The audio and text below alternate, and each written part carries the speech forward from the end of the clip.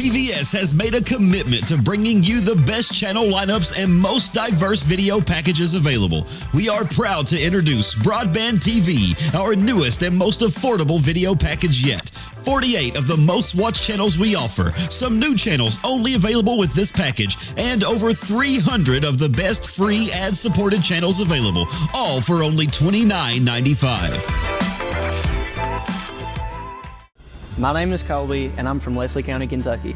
I chose Alice Lloyd College because of the Appalachian Leader Scholarship, which covers my tuition. Attending Alice Lloyd College without worrying about the cost is priceless. Also, through the Student Work Program, ALC is helping me grow as a person. Here, I'm building character and leadership skills that will help me impact the future of the Appalachian region. Come visit us or learn more at alc.edu. Great communities attract talented people to live, work, and raise their families. We're committed to delivering future-proof broadband so our friends, families, and neighbors can live rich lives in smart rural communities across America. Your community is our community. We're your rural broadband partners. You do great things. We make great things possible. Kentucky Farm Bureau Insurance helps protect more than 474,000 Kentucky families and businesses. Many of our members have been with us for years, even decades. Perhaps it's because of the competitive rates or our unmatched service. Or maybe the biggest reason is they know they can count on Kentucky's insurance company to be there when it matters. Kentucky Farm Bureau, big on commitment. For over 25 years, we've fought for Kentuckians injured through no fault of their own. During that time, we've traveled all across the country to take that fight to some of the biggest insurance carriers and corporations in the world. That kind of dedication is what's needed to get every dollar you deserve. If you've been injured in a motor vehicle collision caused by someone else's fault, call Bates & Slum right now and let us fight for you. The first consultation is free, and the attorney you see that first day will be the same attorney you see from the beginning of your case to the end. That's our promise to you at Bates & Slum. As we've got a little summer basketball going on here at Letcher County Central. Thank you to Kentucky Farm Bureau and Mark Wright, Letcher County's Farm Bureau agent here in Whitesburg and Letcher County, for sponsoring today's three games. I'm Manus Blair. I'm here with Jim Bob McCauley and David Adams on assignment in Knott County working today, so couldn't be with us. So you'll have Jim and I today, and for the three games, Jim, Summer League ball. Well, you know, this is, a lot of the real basketball fans out there are kind of chomping at a bit to see what next year is going to be lined up for. A lot of the big names in the 14th region have graduated and moved on, and these young guns have worked hard this summer and played a lot of ball. So we're going to give you a little preview of what may come down the pike. And, of course, that first game will be the East Side Spartans versus Letcher County Central Cougars. And they'll be playing, as I understand, 20 minutes, running the clock straight through, except for, I think, maybe the last minute of the each half. And followed by Letcher Central and East Side. The second game will be the Jenkins Cavaliers and the Breathitt County Bobcats, followed immediately by Letcher County Central and the Breathitt County Bobcats. So stick around and watch a little summer league basketball. And different people use summer basketball for different purposes, Jim. And I'm interested to see how Coach Noble and Eastside and the new coach at Breathitt County, Coach Turner, and Coach Winston Lee of the Jenkins Cavaliers, what they will do in the course of the summer league play. And this is coming down, and right around the corner, you will have the dead period, and then usually it's really intense up until that time, or not really as much as intense as it is an everyday thing that takes place up through the dead period. And after that, usually football and the fall sports kick in, but they still play a little bit of basketball even after that. Yeah, and it's You know, I talked to Coach Noble a little bit earlier today and talking about, you know, what are the main goals that you try to accomplish during Summer League? And he said, you know, the first thing was just that culture, that gelling with each other, to do that. And the second one is just to learn to compete. And that was something he said the kids had to learn to compete. In Summer League, it doesn't matter. You want to go out there, and it's not as much about the win as it is which kids are willing to put the work in to compete for that starting roster spot.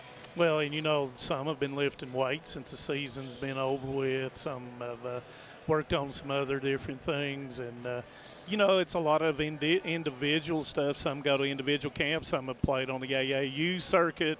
And trying to better their individual game so that collectively they can have a better team concept once, you know, the regular basketball season comes into vogue. Yeah, you know, this time of year, it's exciting for us that like to read the internet, what's going on with sports, and there's been so many different changes in the 14th region this year.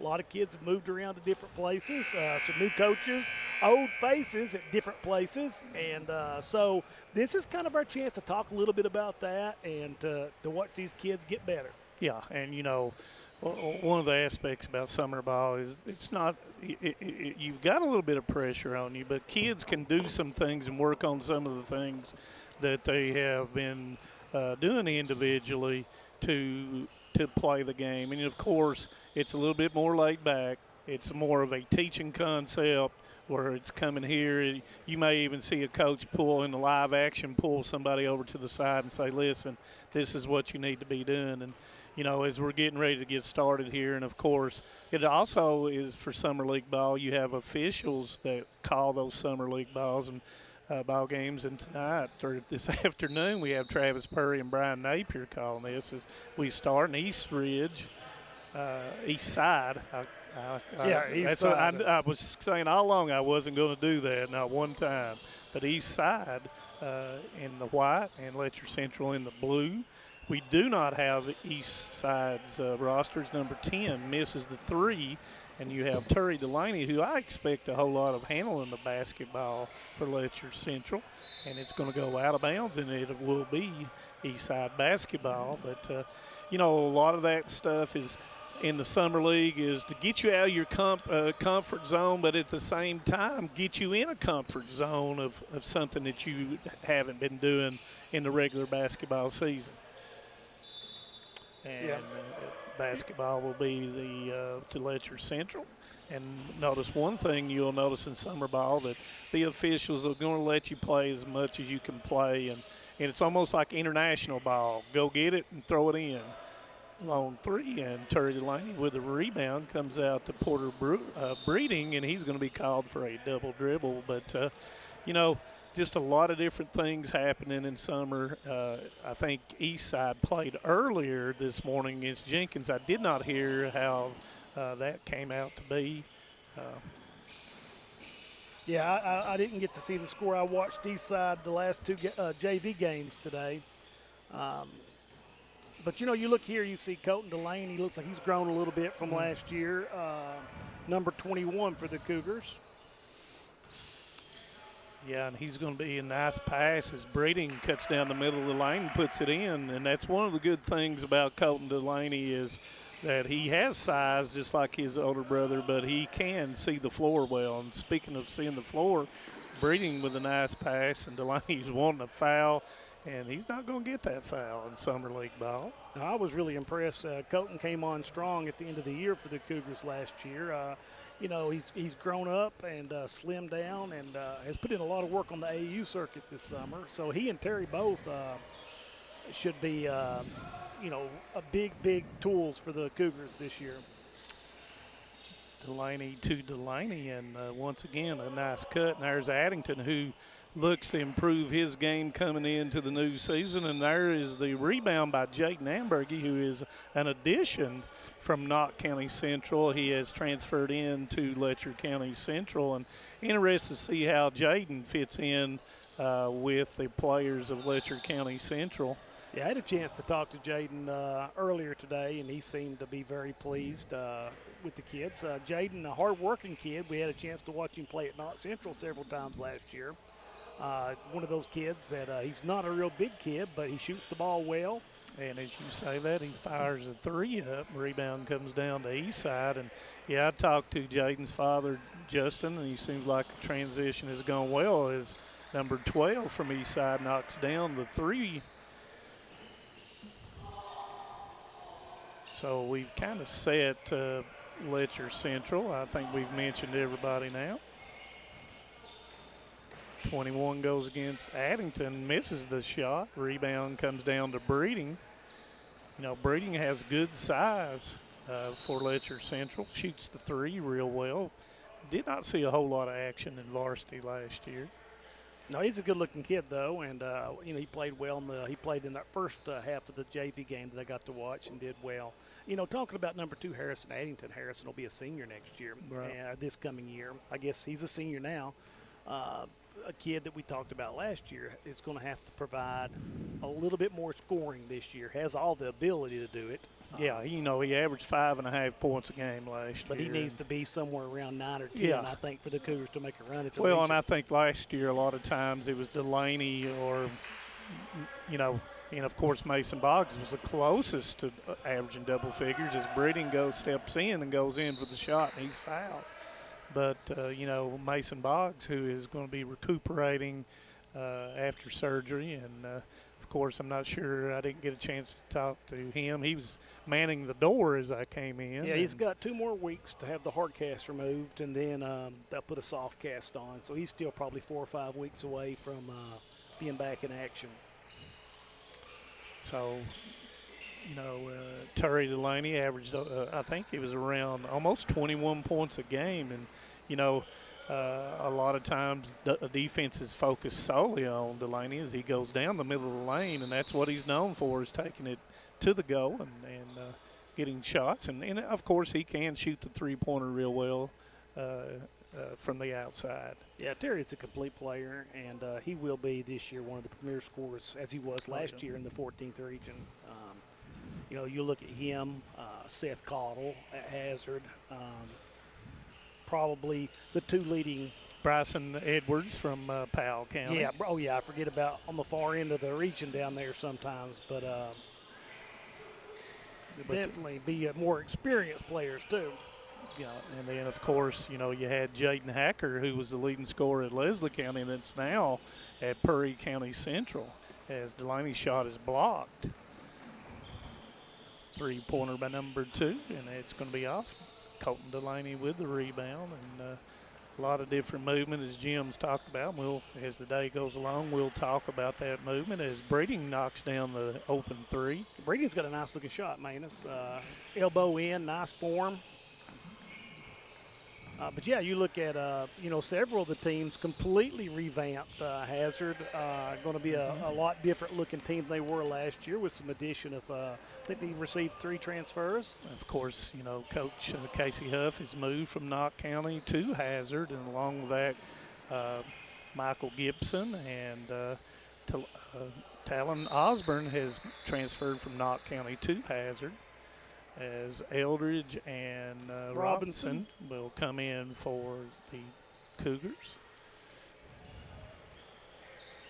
13-7, Letcher County Central with 13 minutes. And once again, a reminder that the clock continues to run through. Nice move by number 20, but fails to convert. Eldridge with a basketball. Eldridge with nice size for Letcher Central. Ball's thrown away. Nice pass. Number 12 puts it in for the nice pass from number 2. And once again, we don't have a roster or anything from East Ridge. I've got something from last year, and I'm not sure if it will match up with those numbers. And I hate to mention anyone's name, and then it'd be incorrect.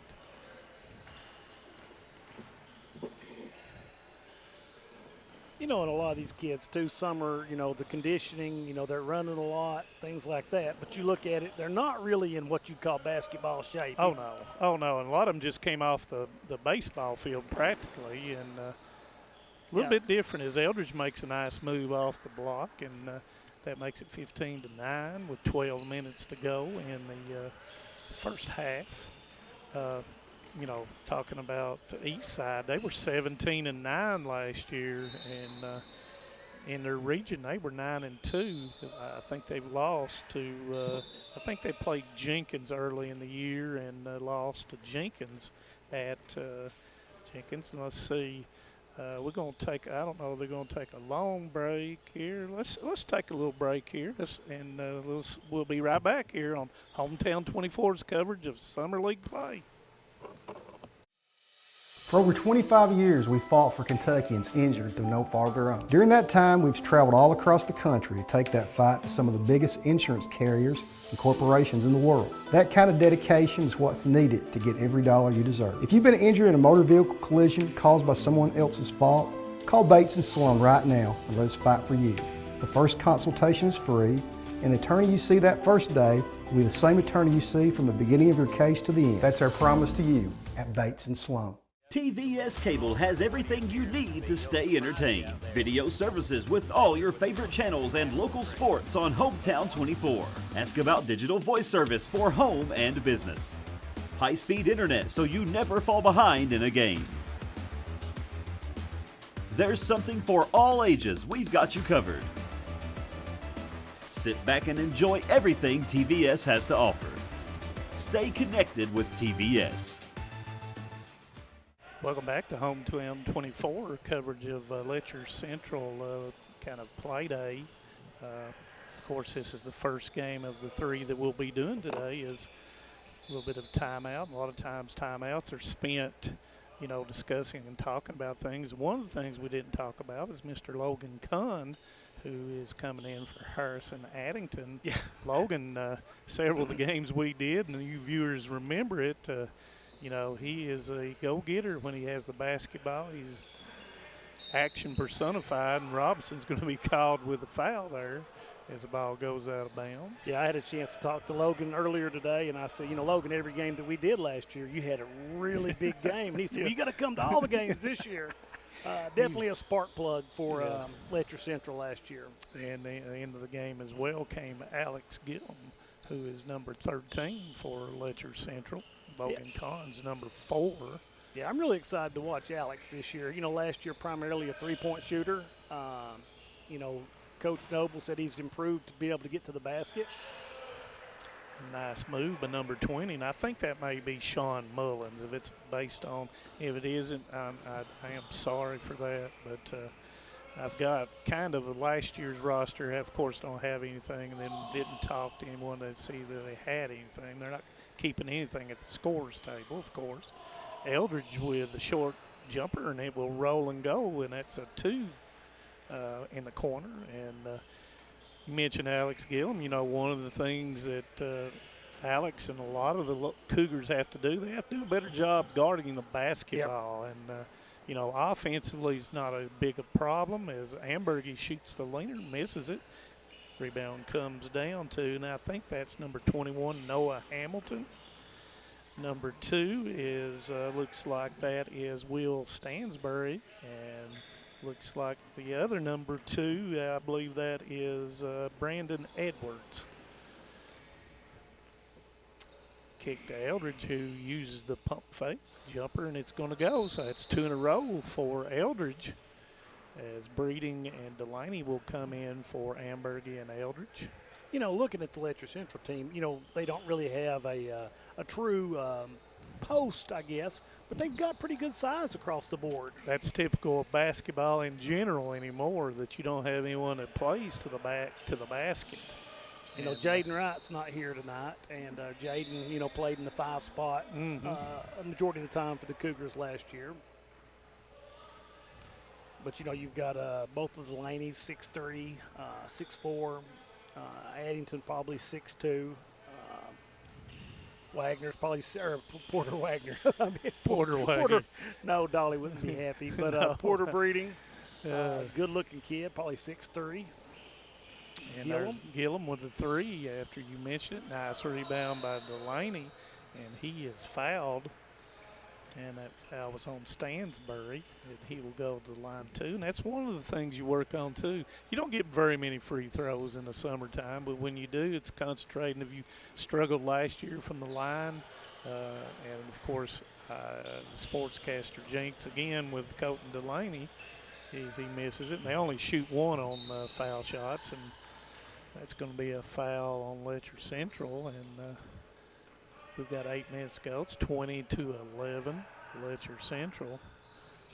And once again, it's kind of a laid-back learning situation. And, you know, for us kind of a summer game, we've got a pretty good crowd here in just the afternoon game. So people wanting to see basketball is stolen by Addington. You know, one of the things, Jim, too, is a coach, you're looking at things, and there's a Breeding knocking down the 3 shot. Talked to Porter a little bit prior to the game. And there's the leaner, and that's going to roll, and it's going to go. And I believe that is Edwards for Eastside. Kahn with a pump fake, gives it up to Gillum for the 3, and it's going to go. Yeah, Gillum's got a chance to have a real special year this year from the outside. We saw it's at times last year.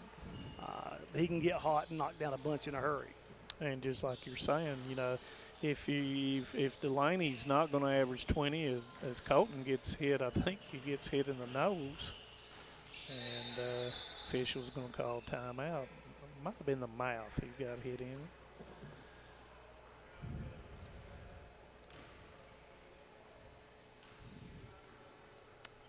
As we're under 7 minutes in this first half. And, you know, you work on different combinations, kids learning each other, the varsity going against the JV, and, you know, a lot of times they haven't played together. So one of the things is building a little, as you said, the culture, the chemistry is in summer ball, learning the different moves. You don't actually have a bunch of sets that you call, so it's kind of like having a scrimmage where you do 3-on-2s, 2-on-1s, and learning who can handle the ball and get you the ball in the right positioning to score. Well, you know, and that was the big question for the Cougars last year, and you alluded to the fact, Manus, that, you know, Terry Delaney, you know, almost 20 points a game last year. Who's going to step up and be that 2 or 3 people to fill the role is this, you know, because he does get all the defense. Yeah. And what happens, you know, when you got to have the bucket and they're, you know, double teaming him, who's going to step up and make that play? Right, and Breeding there is saying, I can be one of those people who can score. But just like we've said earlier, it's who can. It's not Iowa girls basketball in the 70s where you play half court. Yeah. You know, you've got to play a little bit of both ends in order to get game time, and especially in the crunch time. Can you stop somebody, you know, regardless if you're playing zone or man-to-man?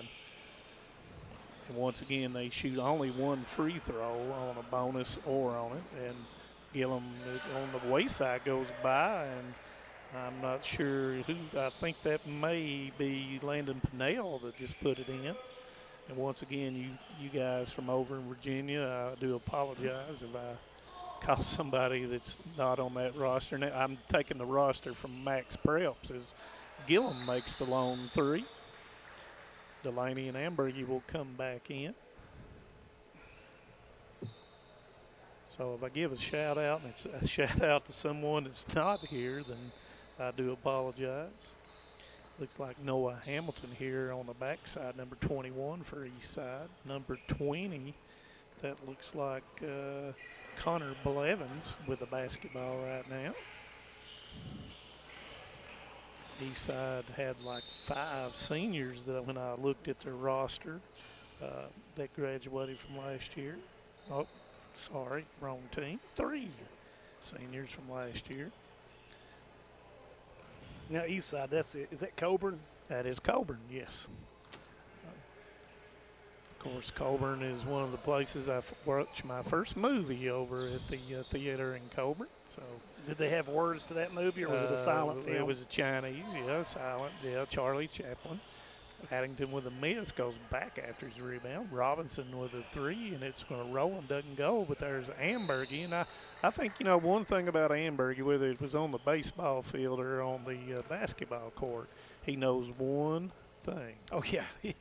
He's full speed, and he's a very, very scrappy player. Yeah, and, you know, the thing about him, he doesn't care to get dirty. No, not at all. And I don't know if he must have got it from his mother. Addington with a wide open three, and he knocks it down. Cougars stretching the lead out 34-17, led by, their three-point shooting has been pretty well after the first 5 minutes. Yep, and the thing about it is, Jim, is when you ain't not knocking those threes down, how do you score points? And that will be a basic thing for Letcher Central. And that guy that's got the basketball, Terry Delaney, he will find out. Ambergy with the long three, misses it. Rebound's going to come down to east side. Well, that's where I think Colton Delaney's got to fill that void and go to work down inside. He's a really high-energy player. Just last year, sometimes he had a hard time with his controlling, his body. Sometimes would get a little excited, but I expect big things out of him. And you can't afford for him to get in foul trouble early. It's getting a little bit rough, and guys, this summer ball, guys, there's going to be contact. And you learn to play through that contact a little bit. Some can handle it a little bit better than others. East side with the basketball, they'll run with a split handoff. We were talking before the game. I was talking to a couple of guys, and we were talking about that, controlling your emotions and the physicality of summer ball. And one of those things that we talked about was the kids don't really there's not a lot of sandlot basketball anymore. Oh, yeah. Not a lot of back. And you learn during that time that, you're going to get fouled. You're going to get the contact. And well, back then you played with 30-year-olds, and they called fouls, but you couldn't call them. That's right. So that's the way it goes. Splits the gap. But that time Delaney able to get to Addington for the three. And it's going to go out of bounds. Nope, not out of bounds. And there's going to be a foul call as we're nearing the 1 minute mark, 34-17. And they're going to have a timeout here, and we'll take a 1 minute break. We'll be right back with Summer League play here at Letcher County Central.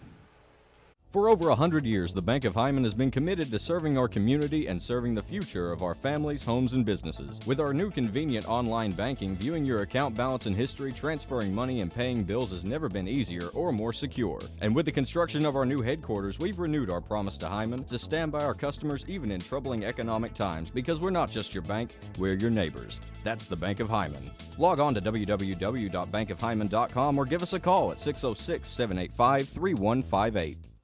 My name is Emily, and I'm from Laurel County. When I was searching for a college, I wanted to find a place that felt like home and where I could make a difference. The moment I stepped on Alice Lloyd's campus, I knew this was where I belonged.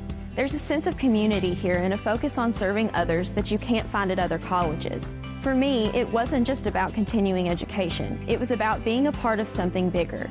Apply now to find your home at alc.edu. Welcome back to Hometown 24, Summer League play, sponsored by Kentucky Farm Bureau. 3 games we'll have today, and Eastside will have the ball with 1:12 left in the first half. Thank you, Bumper Adams, Jennifer Combs, John Cannell for tuning in on this lovely, non-raining afternoon here in Letcher County. Kahn with a steal, but throws it away. Ambergy with a near steal, and it will stay Warrior basketball. Yeah, I think Jaden's going to be a great addition to the Cougar basketball team this year. He wasn't a prolific scorer, but he does a little bit of everything good. And that's going to be and one. And that's one of the things, too, in Summer League play that you'll end up playing a lot of man-to-man underneath the basket, where normally in seasonal play you'll play a lot of zone as the Eldridge with a cut. And that's one thing that Kahn will do. He will find the open man. And I think that may be an attribute that Letcher County Central will have throughout the regular season, is the ability to find the open man, as East Side has the open man, but threw it over top as we go under. 21.6 seconds to go, and they are stopping it under 1 minute, looks like. Looks like Paige Dameron, former Letcher County Central Lady Cougars, operating the clock. As we get to 10, Delaney back in after getting hit in the nose or the mouth, goes into Ambergy. Ambergy off the board, and it will go as that will probably be the last shot. No, it won't. Ambergy gets it up and almost makes it. And after the first half, it is 38-20 Letcher County Central. And we're going to take a break, and when we be back, it'll be the second half of these two, Letcher Central and Eastside. So stay with us. This is the fourth app. I don't remember any of these passwords. With so many subscriptions, it can be impossible to keep up. Who said that? Don't worry about who I am. Worry about all the money you're losing paying for all these subscriptions. I have to use like 13 to watch all the shows I want to watch. Then sign up for TVS. With TVS, you have all your favorite shows with just one bill. So stop throwing away money and throw away those subscriptions. Magellan, what should we do with all this money we save by switching to TVS? A lot has changed in 100 years. We've gone from the Model T to the electric car, from silent film to home theaters, and from the telegram to the iPhone. And through it all, People's Bank and Trust of Hazard has been there for local people.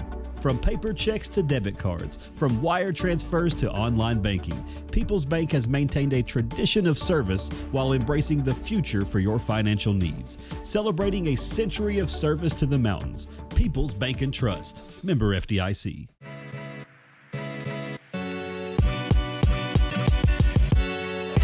Come right to the source and get the region's best basketball coverage. HT24 puts you right in the middle of the action, and it's free to watch on Facebook. Watch the state's most exciting basketball right here with HT24.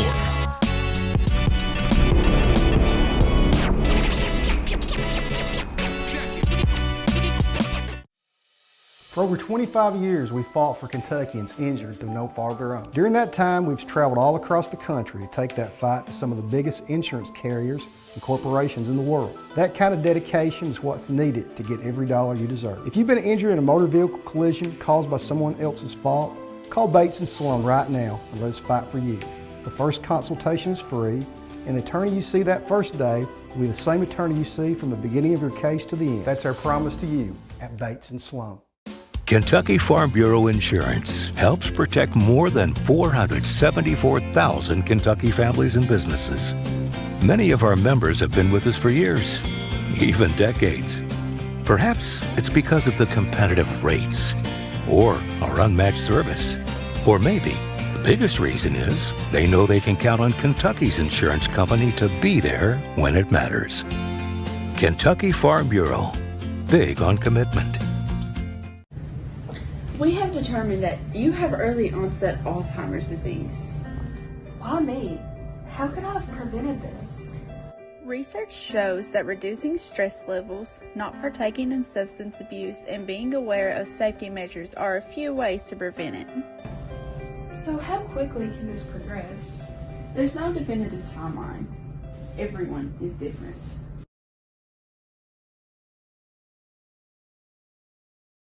For over 100 years, the Bank of Hyman has been committed to serving our community and serving the future of our families, homes, and businesses. With our new convenient online banking, viewing your account balance and history, transferring money, and paying bills has never been easier or more secure. And with the construction of our new headquarters, we've renewed our promise to Hyman to stand by our customers even in troubling economic times, because we're not just your bank, we're your neighbors. That's the Bank of Hyman. Log on to www.bankofhyman.com or give us a call at 606-785-3158.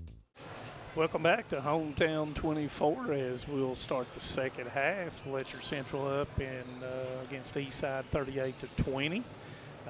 Just was talking about some different things we'll be talking about the next 2 games and a half, and kind of the new rules that just came out from the NFHS that were approved, like goaltending. We'll talk about it. Bench personnel after a timeout. In both of those rules, I agree with them. Yeah. Have you looked at them? Yes, briefly.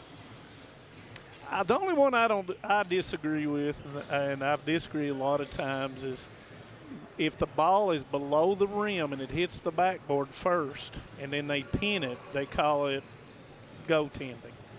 And I know it makes it easier on everybody, but if the ball is not above, and I'll disagree, I've got a right to disagree today. This is my forum. If it's below the rim, then I do not see it. Also, I like the idea that it's not anymore either a technical or goaltending when you slap that board. Yeah. It takes away that. I do like that because the fans out there, the players and the coaches need to understand now if you slap the board, it's going to be goaltending. There's no technical in nature. That was what I liked about it. It took away the gray. And that, a lot of people would say that's a technical now. And then you get into what is an indirect and a direct technical, and how many do you need to be ejected and all that. And I agree that takes that out of it. And the same thing with the bench personnel. It's become vogue now when there's a timeout, everybody on the bench rushes out, and then you can have a problem as they rush out and you cross pass. And we'll talk about that here in a little bit as we go through, as Eastside will put it in for the second half. Thank you once again for tuning in to Summer League play here, and thank you Kentucky Farm Bureau for sponsoring it. Nice move that time. I believe that is Pinnell. Oh, excuse me, that was Edwards. And the throw is going to be too long, but it's stolen back by Ambergy. Ambergy lays it off the board, and he puts it in. Thought they may wipe the score off for the second half, but they decided not to. That would be a logistical nightmare for that graphic-wise. Addington being guarding. And nice on-ball defense by Addington there. Gives it up to Delaney. Delaney goes up, and he is fouled. Yeah, Delaney was going to try to put a highlight right there. Yep. And, last year in this gym, between Letcher Central and other schools, we had a lot of dunk highlights right here. And we'll miss Austin Sperry. I know that was a pleasure last year. Doing those games with Breathitt County. And I've watched a lot of basketball in the 14th region over the last 30, 40 years. And he was probably one of my favorites to watch.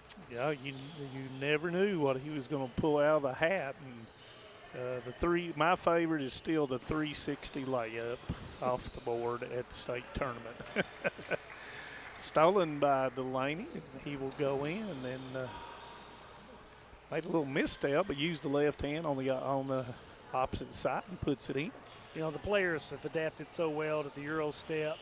That was several years ago. You didn't see that a whole lot, but the step through and Euro step has become such a big part of all the kids' game now.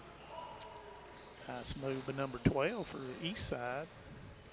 Yeah, and, coaches utilize that in their practices and their setups and for their offensive stuff. And, if you do not practice it properly, of course, you cannot use it in the game. And that's one of the things, too, in Summer League play. You can actually do the games. And then after the games, you can have a little bit of a run-through practice either with your younger kids or your older kids to work on some of those things that they need work on going into the regular season.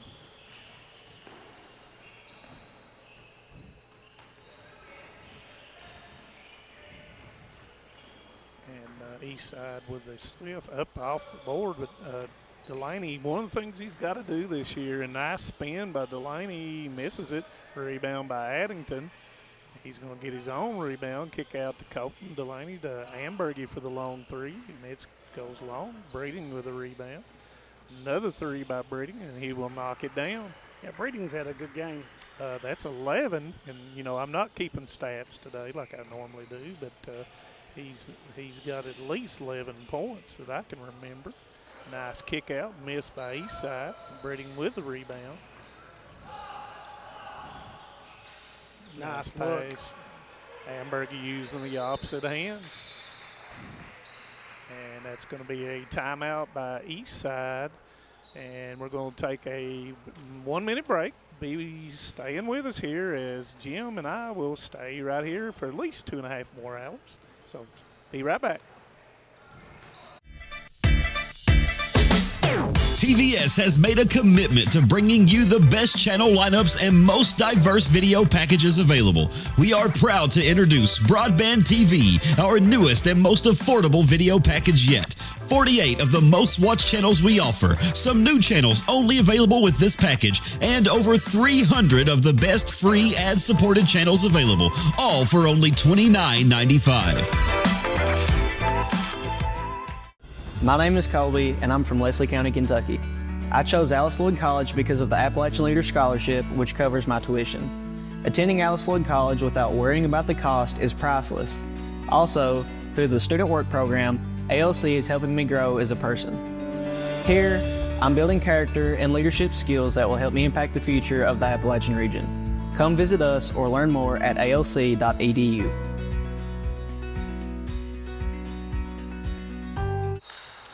Welcome back. Thank you for tuning in. Hometown 24, Jim McCauley, Minus Blair. David Adams on Knott County School's assignment today, so he couldn't be here. Doing a little summer school. Yeah, when you talked about work and David, I don't know if that was hyperbole or what. I don't know if it's synonymous with each, but he's not here to defend himself. Nice move by Eastside and puts it in. 49-25, 15 minutes to go in the second and final half. Jim, a lot of different people are wanting high school basketball to go to halves sometimes, and other people want to stay with quarters, and then you have others. What's your take on that? Including college basketball, a lot of them want to go to quarters now, like the women's game. Yeah, and I kind of like the quarters. I'm old school about a lot of things, but traditionalist. Yeah, traditionalist, and I do like the quarters. It gives you a chance sometimes to sit down and talk about it, stop the flow a little bit. I think sometimes halves, kids get a little bit more tired. Yeah, gets a little sloppier. If you've got a big bench, it definitely helps. Nice move by Amberg and Coach Delaney looking up the floor. Porter Breeden with another basket as wholesale hockey change by Coach Noble. But a lot of people has different ideas on it. And now I do not like one thing that I would not want to see a shot clock in high school. I agree with that. It just adds to more different people having to. A lot of teams don't already have the shot clock up on behind their backboard. Nice move that time by Eastside with a put in. But I am with you on the shot clock. I am not for it. Eldridge misses the shot. Eastside with a push. Nice kick out for the three, and it's going to be long. Rebound to Robinson. Got a 2 against 1. It's knocked away and stolen.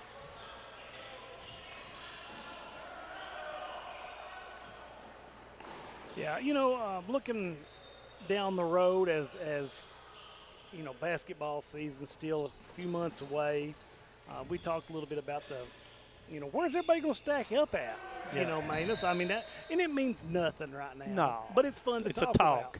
It's a talking game, and like we've said before, even when the season starts, the preseason, when we do the preseason thing, it's just a talking game. It's not to belittle anybody or put anything.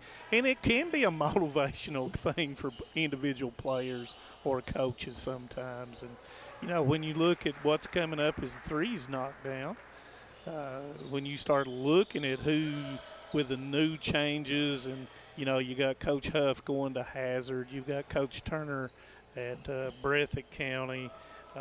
You have Honeycutt moving from Breathitt to Knott. Knott County has Coach Honeycutt now. And, how will they utilize their personnel, the personnel they have, and any of them that have transferred in? And, once again, you mentioned that Coach Noble talked about chemistry and culture. It just takes a while for you to develop that when you come in as a new coach or a different coach in a particular school. Yeah, and we saw, I think it was D&D had put on the transfer tracker on Facebook, and it's I'm not going to say the good or the bad or however it goes, but I was very surprised at how many kids had moved from place to place. Yeah, and we'll just stay here during the timeout and talk a little bit about that. But the thing about the thing that you have when you start looking at movement and all, regardless of what your movement may be, kids are going to do what kids need to do. Parents are going to do what they need to do, and then coaches are going to do what they need to do. So, it is what it is. And when you have coaches movement, sometimes you're going to have player movement as well. So in relation to that, we'll talk about that here in a second as Robinson goes in, left hand off the board and put back. And I believe that was Hensley for Letcher County Central. I believe he came in. Yes, he did. That was really the only change of someone that hasn't been in the game yet. But, even with Virginia and some of the rules and things in which they have, nice move, but number 12, he puts it in, 58-37 Letcher Central. One thing, too, is even though it's not baseball season is over, I want to say congratulations to Quentin Williams on being named first team All-State, and that's a big honor. Congratulations to him from Letcher Central. Nice move inside with the kicker, and that's the 3, and that's going to be pure, and that's 60-40. And one of the new rule changes too is when you have a violation inside the 3-point line, now the ball is automatically going to be put on the baseline, and if it's outside, it's one of the 4 designated places that are outside the 3, and those are at the hash marks essentially. So that comes into play as a coaching strategy, rising up with a 3, and that was a nice looking shot right there. Yeah, just pretty much a catch and release. That kind of looked like Rex Chapman there for a second. Ball goes in, and then Gillum will put it in as Kahn makes the nice pass. As we close to the 10-minute mark left in this first game. Second game will be Jenkins and Breathitt County, and that will be followed by Letcher Central and Breathitt County. So get to see Breathitt County. Regional, Breathitt, irreplaceable what they lost last year. You got Peyton Collins and you got Austin McGinnis, and then it's the JV. Yeah. And, interested to see what Coach Turner will do with them. And some people will call it a rebuilding season or a retooling system. So we'll get a first-hand look, and you viewers will get a first-hand look for it. I'm going to put you on the spot, Manus. And, if you don't want to answer it, that's fine. Who will be the most impactful transfer in the 14th region this year? Let me see. I'm going to go down the whole list here. I developed a little bit of a list. Long 3 missed, and Ambergy comes down with it. Breeding looking goes across to Terry Delaney, to his brother Colton Delaney, and he will come up short. And who is going to be the most impactful? So not necessarily the leading scorer, leading rebounder, or just a combination. Who's going to make their team better? Is that what you're saying? Yeah, and I've got 2 in mind. No, you said 1. I'm just going to see, where you're at, and then I can chime in to contradict you. But I've got 2. Okay. And I think both of them may be on the same team. I think one of the things is Prairie Central lost a lot of their older players, and a lot of them 3- and 4-year starters at Prairie Central. And of course, I think the most impactful, I believe, will be the person who's going to handle the ball the majority of the time at Prairie Central, and I think that's going to be Dalton Combs. And if it's not Dalton Combs in that Prairie Central team, if Jaden Hacker ends up handling the basketball a whole lot, they play a lot of 5 out. No real inside person alone. You still got Brady Robinson. You still got Landon Miller. Prater's going to have a big role this year. And I think Prater's going to get stronger and do a lot of good things. I might even not mention, let's see, did I not mention someone? Mason Sumner. I forgot about Mason, and, Mason's a very good three-point shooter. So I think someone who can break down the defense, and Dalton Combs and Jaden Hacker, those people, they're going to have to do that. So I'm going to pick those two. That would have been right off the hand. That would have been my two as well.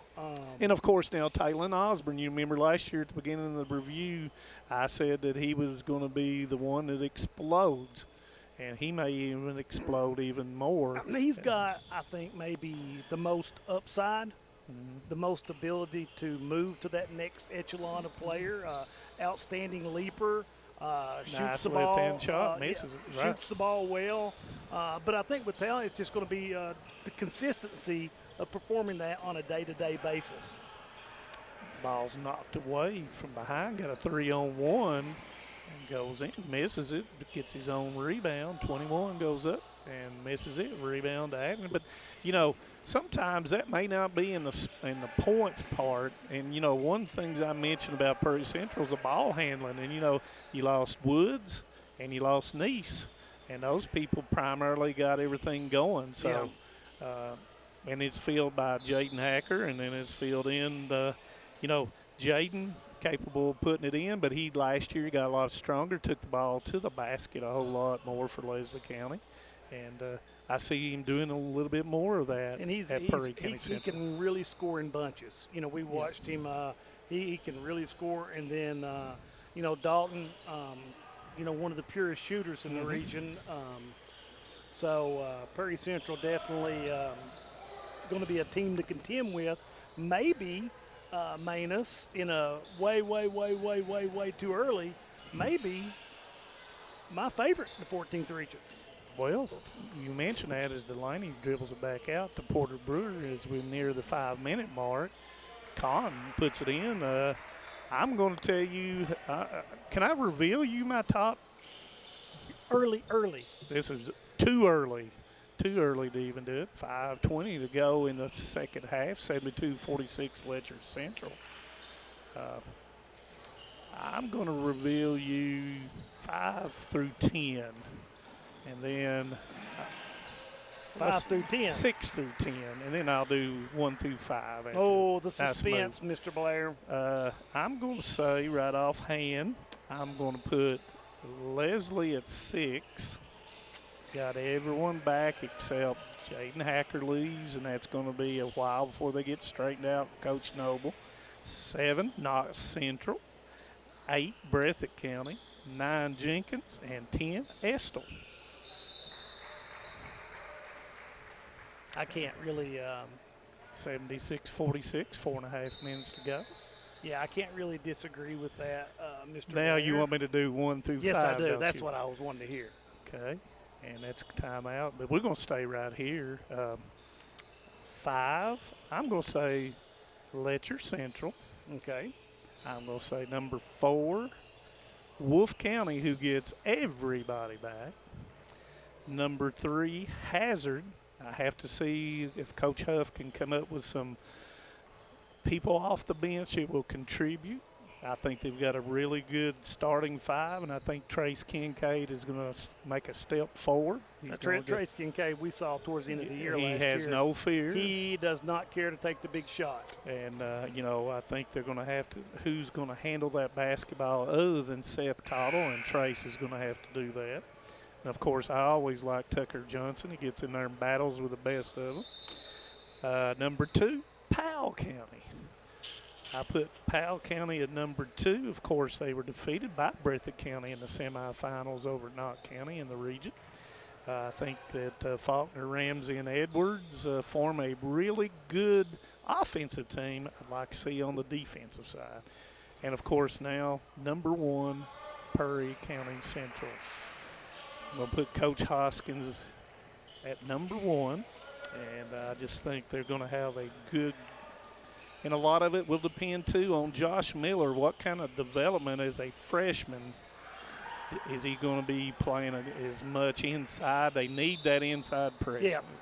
There's fouls called on Addington. Last year we saw when Bacon got in foul trouble, it was so hard for Prairie Central to get on the boards.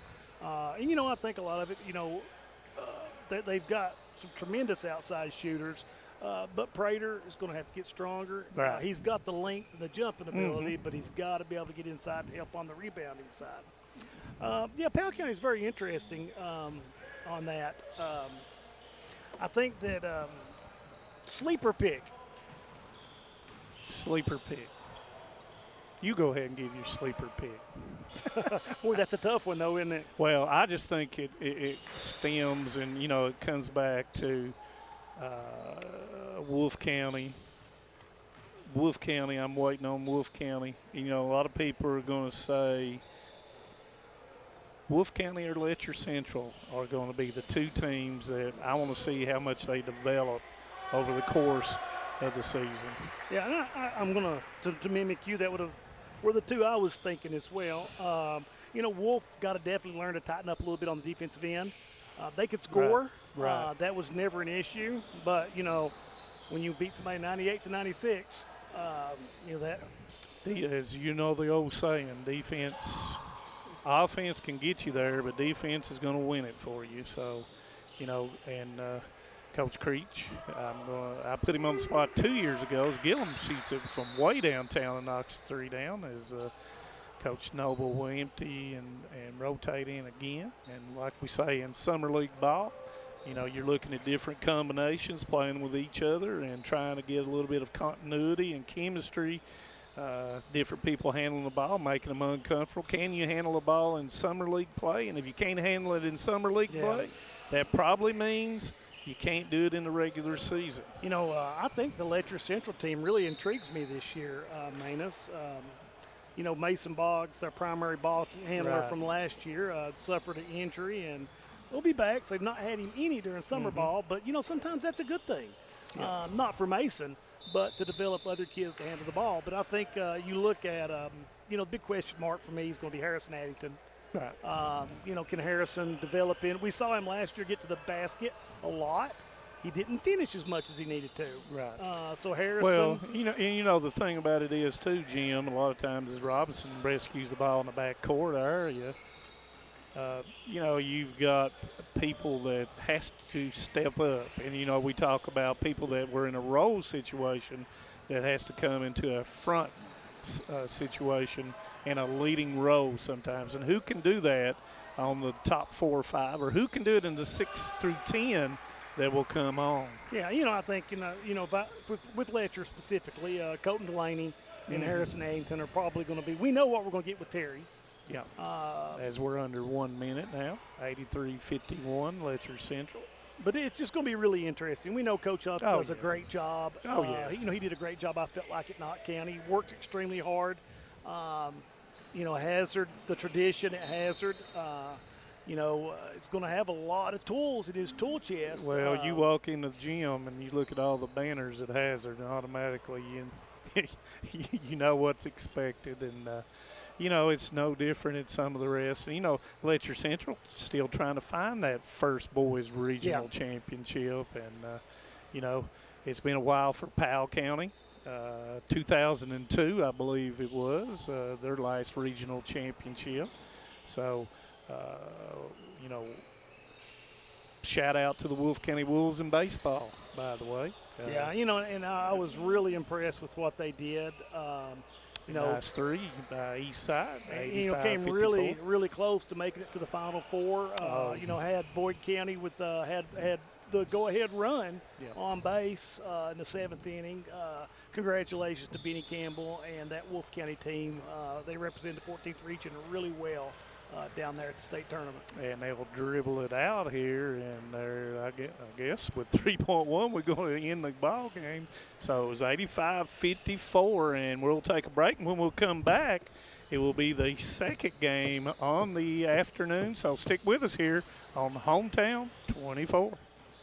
Great communities attract talented people to live, work, and raise their families. We're committed to delivering future-proof broadband so our friends, families, and neighbors can live rich lives in smart rural communities across America. Your community is our community. We're your rural broadband partners. You do great things. We make great things possible. Kentucky Farm Bureau Insurance helps protect more than 474,000 Kentucky families and businesses. Many of our members have been with us for years, even decades. Perhaps it's because of the competitive rates, or our unmatched service. Or maybe the biggest reason is they know they can count on Kentucky's insurance company to be there when it matters. Kentucky Farm Bureau, big on commitment. For over 25 years, we've fought for Kentuckians injured through no fault of their own. During that time, we've traveled all across the country to take that fight to some of the biggest insurance carriers and corporations in the world. That kind of dedication is what's needed to get every dollar you deserve. If you've been injured in a motor vehicle collision caused by someone else's fault, call Bates & Sloan right now and let us fight for you. The first consultation is free, and the attorney you see that first day will be the same attorney you see from the beginning of your case to the end. That's our promise to you at Bates & Sloan. TVS Cable has everything you need to stay entertained. Video services with all your favorite channels and local sports on Hometown 24. Ask about digital voice service for home and business. High-speed internet so you never fall behind in a game. There's something for all ages. We've got you covered. Sit back and enjoy everything TVS has to offer. Stay connected with TVS. For over 100 years, the Bank of Hyman has been committed to serving our community and serving the future of our families, homes, and businesses. With our new convenient online banking, viewing your account balance and history, transferring money, and paying bills has never been easier or more secure. And with the construction of our new headquarters, we've renewed our promise to Hyman to stand by our customers even in troubling economic times, because we're not just your bank, we're your neighbors. That's the Bank of Hyman. Log on to www.bankofhyman.com or give us a call at 606-785-3158. My name is Emily, and I'm from Laurel County. When I was searching for a college, I wanted to find a place that felt like home and where I could make a difference. The moment I stepped on Alice Lloyd's campus, I knew this was where I belonged. There's a sense of community here and a focus on serving others that you can't find at other colleges. For me, it wasn't just about continuing education. It was about being a part of something bigger. Apply now to find your home at alc.edu. This is the fourth app. I don't remember any of these passwords. With so many subscriptions, it can be impossible to keep up. Who said that? Don't worry about who I am. Worry about all the money you're losing paying for all these subscriptions. I have to use like 13 to watch all the shows I want to watch. Then sign up for TVS. With TVS, you have all your favorite shows with just one bill. So stop throwing away money and throw away those subscriptions. Magellan, what should we do with all this money we save by switching to TVS? A lot has changed in 100 years. We've gone from the Model T to the electric car, from silent film to home theaters, and from the telegram to the iPhone. And through it all, People's Bank and Trust of Hazard has been there for local people. From paper checks to debit cards, from wire transfers to online banking, People's Bank has maintained a tradition of service while embracing the future for your financial needs. Celebrating a century of service to the mountains. People's Bank and Trust. Member FDIC.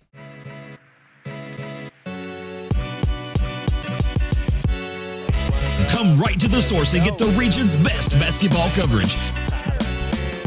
HT24 puts you right in the middle of the action, and it's free to watch on Facebook. Watch the state's most exciting basketball right here with HT24.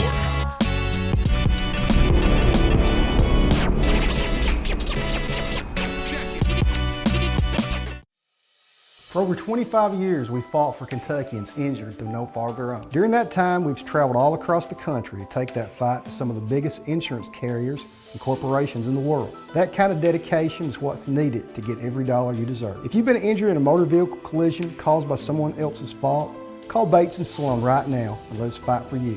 The first consultation is free, and the attorney you see that first day will be the same attorney you see from the beginning of your case to the end. That's our promise to you at Bates & Sloan.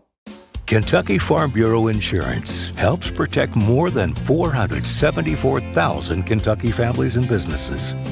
Many of our members have been with us for years, even decades. Perhaps it's because of the competitive rates, or our unmatched service. Or maybe the biggest reason is they know they can count on Kentucky's insurance company to be there when it matters. Kentucky Farm Bureau, big on commitment. Welcome back to Hometown 24 as we're waiting on the Breathitt County and Jenkins second game, and we've been joined by a special guest, the host of the play-in day, Coach Trevor Noble of Letcher County Central. And Coach Noble, how's the summer been going? It's going good. We've played a whole lot. We've played a whole lot tougher competition than what we did last year. Just trying to put my guys in the mix of what real competition is and trying to step up to the challenge every day. Trying to put a lot of pressure on these young ones, like you guys were just bragging about Porter, man. If we can get him to step up, continue to play hard, he's got a bright future here for us. Well, we were kind of ranking the teams away too early, and we put you in the top 5. We want to see how things change and go on. But, you've picked up Jaden Ambergy from Knott County Central. And how's Jaden been coming along for you? He is a great kid. He comes from a great family. He's fit right in with us. He first came in, and he wasn't really looking for his shot. He was being real passive. Mm-hmm.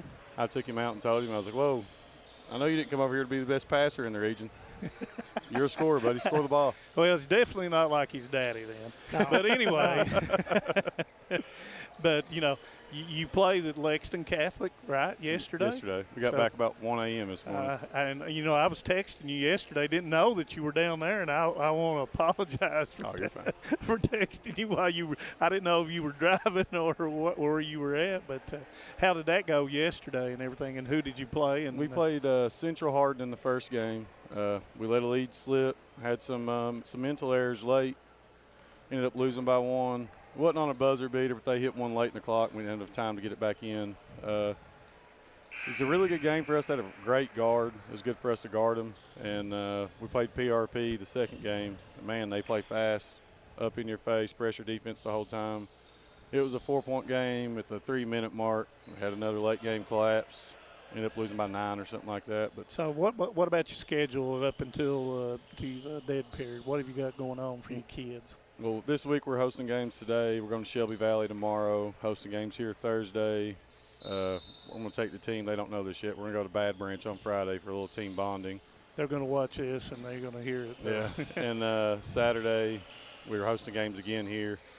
And then the next week we've got the KABC, the Titans Rocket Shootout up there at Lexington Catholic. So trying to keep them in the gym, keep them busy. Yeah, and Jim and I have been talking about strategy and different kind of things, and different coaches have different reasons for what they do in summer ball. And what's the most important thing you're trying to find from your kids? Well, in the June and July going into school getting back. Competing every possession.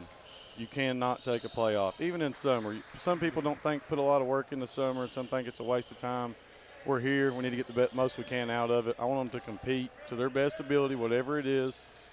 And the main thing for us is we've got to guard man. We've got to be able to stay in front of our man between the ball and the rim, and sprinting in and out of the help, communicating on defense. Like yesterday against PRP, they were so fast that we were switching everything, and they would just start catching us in slips. That just boils down to discipline, fundamentals, talking on defense, staying true.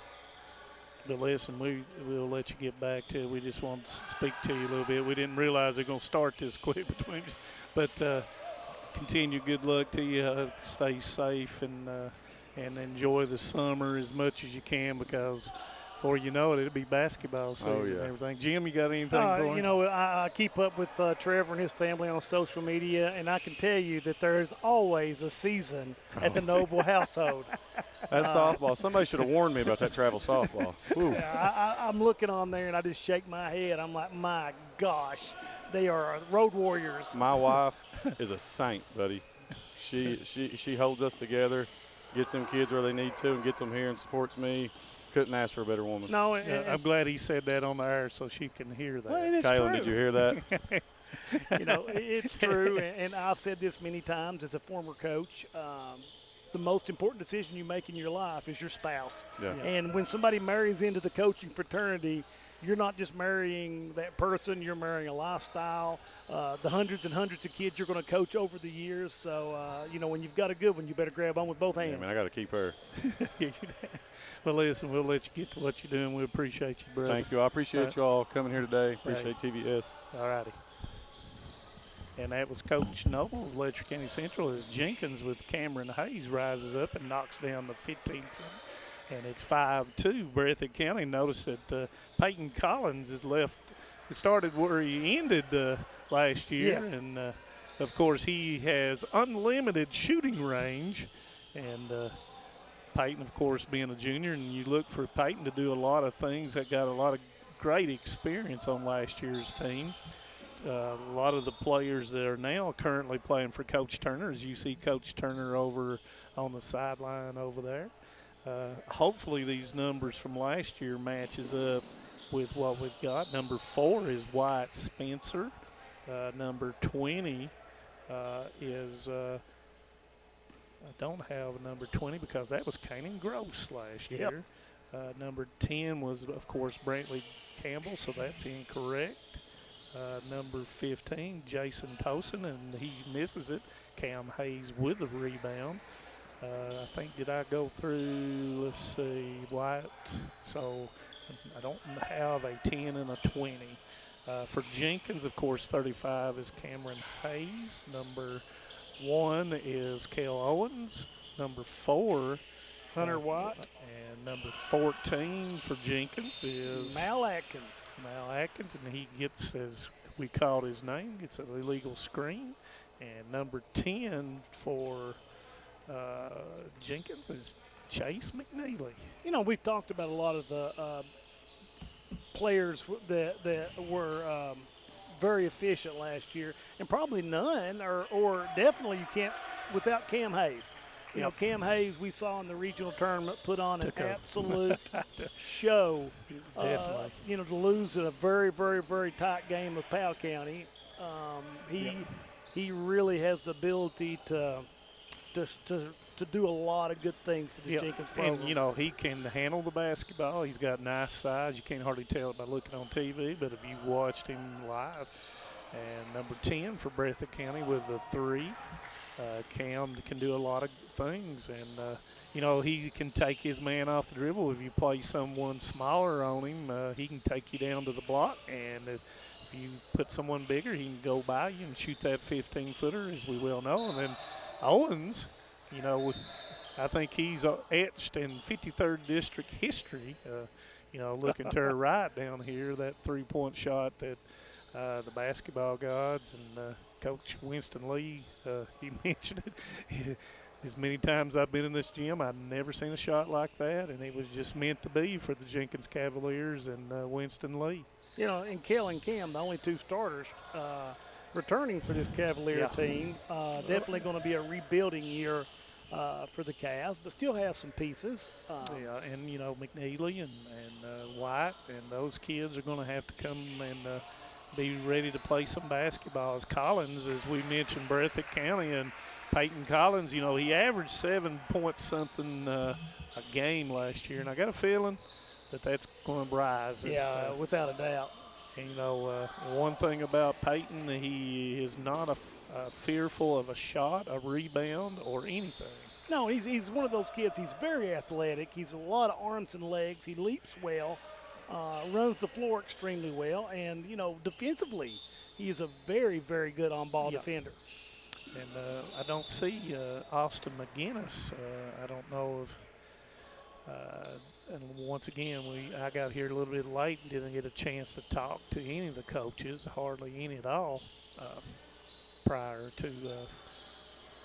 But I think Jenkins played early at 10 o'clock this morning as Hayes shoots it, and it's going to hit up top with a bounce.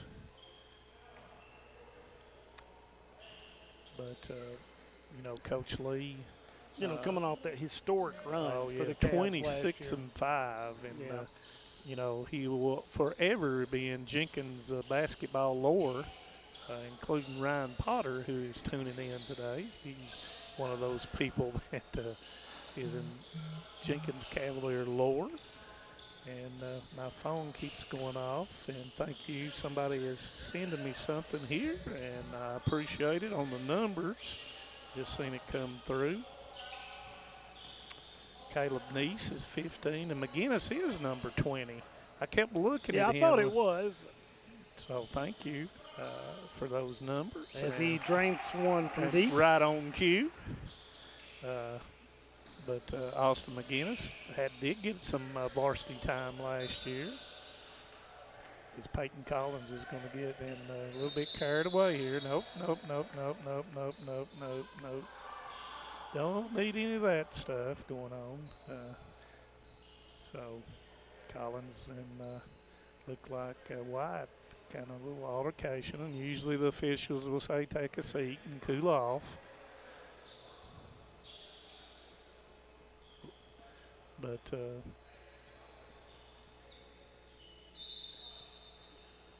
that kind of fills out our little. I kept wondering about Austin, and got new glasses, but and I just I don't know. Well, that's both of those kids are going to have to take on a big role for the Breathitt County Bobcats this year. Last year, even though Sperry is a phenomenal shooter from everywhere, their bread and butter was scoring in the paint, either with the drive or you had when you start looking at those guys and everything, Coach Honeycutt had a little bit of difficulty with having someone to replace these big men. And I look over to the roster still yet, and I don't see anyone that can come in and so you just change your philosophy. You got a new coach, and you come in and you're going to depend on the three ball and maybe a little bit more transition style offense. But Breathitt County, until somebody beats them, they're the defending regional champs, Manus. Yeah, and the large, the thing about it is number 4 is Jaeger Burton, by the way. Thank you, Kelly Honeycutt. Thank you for sending those to me. But the thing about it is when you've got a young team and you've got to get pieces and parts to go with your veteran players like McGinnis and Collins. And no different than Jenkins. Jenkins got to find a way. Cameron Hayes is going to be that centerpiece. What happens when he's double teamed and even triple teamed? Who's going to be that person? And Owens has to look for scoring more so this year than he had to last year. You didn't have to do that when you had Gibson and Sexton and those guys and, and Aiden Hayes. You just didn't have to have that. And, if Cameron and Jenkins is going to have a really good ball club this year, other kids are going to have to step up. Oh, yeah, without a doubt. And, McNeely, we've talked about him in the past, incredible speed up and down the court. Yeah. Maybe they'll be looking to, which, Jenkins played really fast last year. Right. They just got to get some guys that can put it in the hole. And you look already, and Coach Turner is picking up full court, trying to put his own little stamp on his team. And just like you said, he will have to adapt to the personnel which he has and put his scheme in. And, and with Coach Lee, do you still play up and down? Do you play more zone? Do you play more half-court defense? Do you play half-court offense? But you can already see Breathitt County looks to be, they're looking for the outside shot much more than they did last year. Yeah. 16-4 Breathitt County with 10 minutes to go in the first half. And Hayes, as you can see, he can go left and he can go right. And he's got a great handle. He goes on the through ball. the physicality and can put it in. So looking for a lot of different things. And, that's one of the things that Coach Turner and Coach Lee will have to do here is see who can be those people that can fill those voids that you'll need. What your proven commodities are. Yeah. And, what you're going to get from Cam Hayes. Step back 3, and it's going to be long, going to go out of bounds. And, if Coach Lee's not even going to look at Cameron and say anything because he already knows what he's capable of doing. Summer ball is for those question marks and those things that's going to take place or whatever. So we've talked a little bit about, Perry, Powell, Hazard, Letcher Central. You talked about Wolf and Leslie. We haven't really talked about Knott County Central. That's where I was going with. Boy, you're so fun to work with, Mr. Blair. Yeah, I know. Sorry, David. New coach, new old coach, a face that's very familiar in Knott County. One of the guys that I respect a whole lot, as I do too. You're looking at the people that are returning. Connor Napier. You're looking at Jaden Hall. You're looking at Gavin Mosley. And then you're looking at all those kids that came up from the JV team. Yeah, you've got the Dials kid that's going to and then, last year, arguably, Knott County's 8th grade class may have been the best 8th grade class in the region last year. A lot of people rate them as such. So, young players, once again, no different than Breathitt County and Jenkins. Who – for Knott County Central, Jaden Hall, a lot of times I'd say he needs to look to be more offensive. He's a good defensive player, good rebounder. This year he's going to have to look to score, and definitely around the bucket. So, it'll be early when you see Jenkins facing Knott County and Letcher Central. I haven't seen their schedule early, but those early games, if Letcher Central and Knott Central and those play early, it'll be interesting to see who's got their system in and their rotation. And it's hard to do that in December. It is, and it's not how you start. And we see so many teams start out early, but then you see teams continue to improve through the course of the year, and that's really what matters is how you finish it. And I do think, Jeff Honeycutt will be a great coach at Knott County Central. Oh, yeah. Oh, there's no doubt. Owens misses the wide open three. McNeely with it goes in off the board, and he's fouled. 18-7 Breathitt County as we near the 8-minute mark in the second game. Thank you for tuning in on Hometown 24 as we bring you a play-in day or play day. I don't like using play-in. You think NBA. Yeah. But, the first game we had Letcher Central and the East Side, and this is Breathitt County and Jenkins. Coach Lee coming off that historical season at Jenkins, and you have Coach Turner who is taking over for Coach Honeycutt at Breathitt County.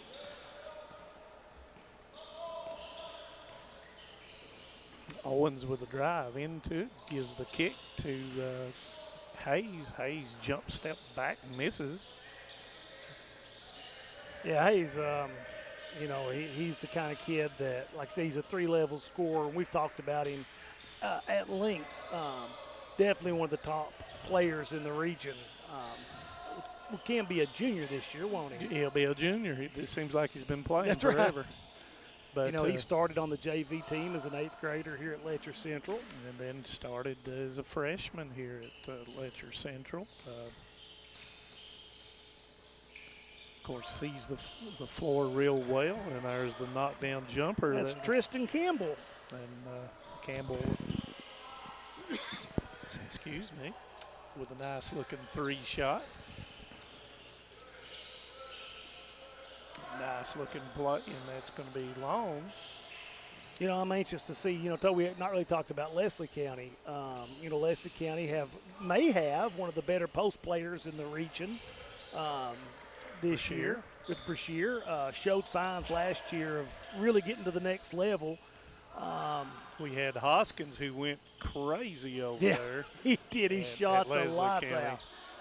But, Hoskins, he changes. He averaged 14 points last year. Now that Jaden Hacker is gone, who steps in with those 17 points I can tell you who steps in. Should I say it too early? Cutter Browning. And we watched him. He's got to get stronger. He was a freshman and learned a lot for Coach Noble in Leslie County. So, got a lot.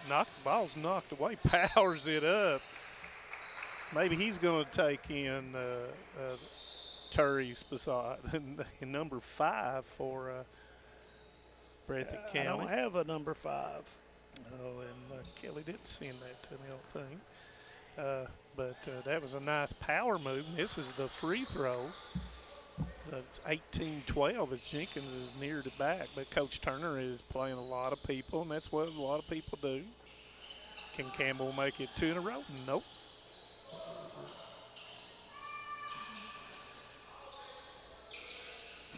Hayes with a long 3, and it's going to come up missing it. And, between Tripp Bashir, Cutter Browning, Hoskins. Yeah, they've definitely got pieces. Rojum, yes, who plays really, really, really hard. You know, Leslie County got a lot of pieces there, and that's one of the reasons why I've put them 6th. If they can find that second scorer, and that's Browning, I'll probably move them up a little bit more. Yeah, and you know, it is really funny. Last year, you know, we said from the get-go we felt like it was a hazard breath from start to finish last year, and you know, that's kind of how it played out. You know, is it going to be a PCC PAL, PCC hazard down the stretch, or is this a year that anybody can step up and win it? And you know, as I look through the rosters and things, I'm looking for 6 teams right now. That can change. Might be less, might be more. And, you know, is there going to be any more movement between players as Collins misses the three-pointer? He's back in, kind of cooled down a little bit. Owens, nice move, and he'll lay it in. And that's some of the things that Owens is going to have to do if Coach Lee and the Cavaliers are going to be competitive in the 53rd district. Yeah, and Kell's very fast. He's fast with the ball, handles the ball pretty well. You know, not really a premier outside shooter, even though he may have hit the biggest one, you know. Yeah, in the last few years in the 53rd, nice shot. But his ability to get to the paint and finish is going to be a big deal for him. Yeah, 2016 now with 3.5 minutes to go. Owens with a wide open three, knocks it down. And, you know, who knows, from all that confidence he got from that, improvement on the individual game, it may be Kel Owens to be that person on our review this year, that will be the person that shows out in the 14th region in the 53rd district. I thought Hayes might have turned his ankle a little bit. And that's what you're trying to avoid. Yeah.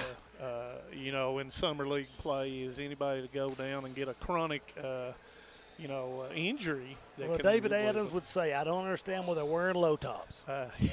So, David, if you're got it on your phone right now, we've said it for you. But Hayes seems to be fine. Yeah. That three-pointer goes down for him. And that draws us even at 22-22. Very competitive summer league game. 2.5 minutes to go in this first half.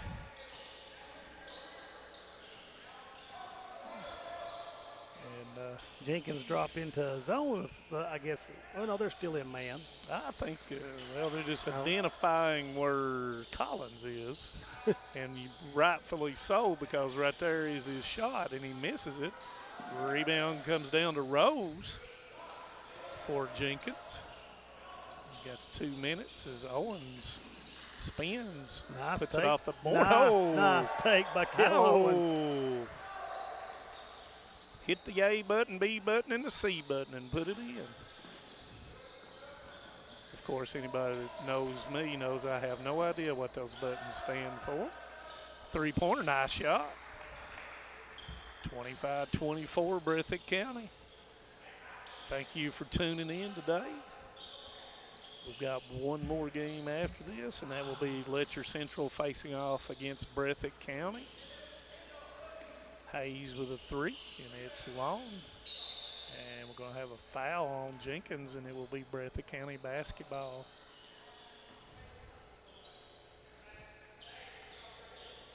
You know, and we've yet to mention Wolfe County, the individual players, but, you know, you've got Caleb Creech, Brady Robinson, Camden Oliver, Jaden Molans. I mean, I've been hearing those names, it seems like, for years and years and years, mostly on the baseball field. Yes. Those kids all pretty much started as 7th graders for the Wolfe County baseball team.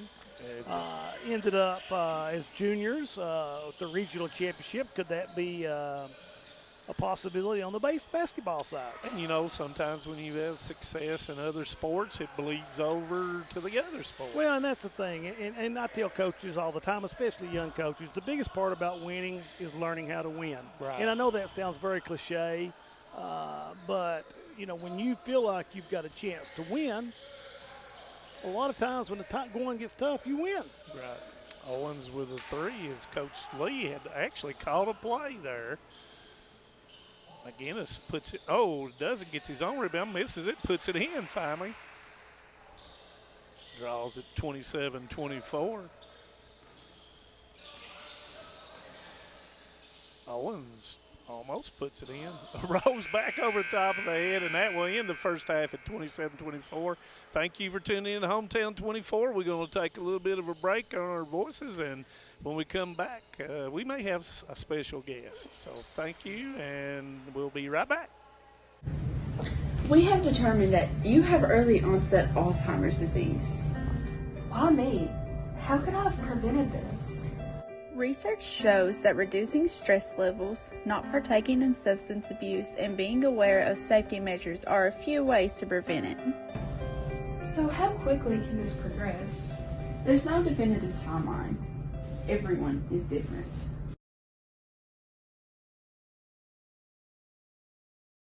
For over 100 years, the Bank of Hyman has been committed to serving our community and serving the future of our families, homes, and businesses. With our new convenient online banking, viewing your account balance and history, transferring money, and paying bills has never been easier or more secure. And with the construction of our new headquarters, we've renewed our promise to Hyman to stand by our customers even in troubling economic times, because we're not just your bank, we're your neighbors. That's the Bank of Hyman. Log on to www.bankofhyman.com or give us a call at 606-785-3158. TVS has made a commitment to bringing you the best channel lineups and most diverse video packages available. We are proud to introduce Broadband TV, our newest and most affordable video package yet. 48 of the most watched channels we offer, some new channels only available with this package, and over 300 of the best free ad-supported channels available, all for only $29.95. My name is Colby, and I'm from Leslie County, Kentucky. I chose Alice Lloyd College because of the Appalachian Leader Scholarship, which covers my tuition. Attending Alice Lloyd College without worrying about the cost is priceless. Also, through the Student Work Program, ALC is helping me grow as a person. Here, I'm building character and leadership skills that will help me impact the future of the Appalachian region. Come visit us or learn more at alc.edu.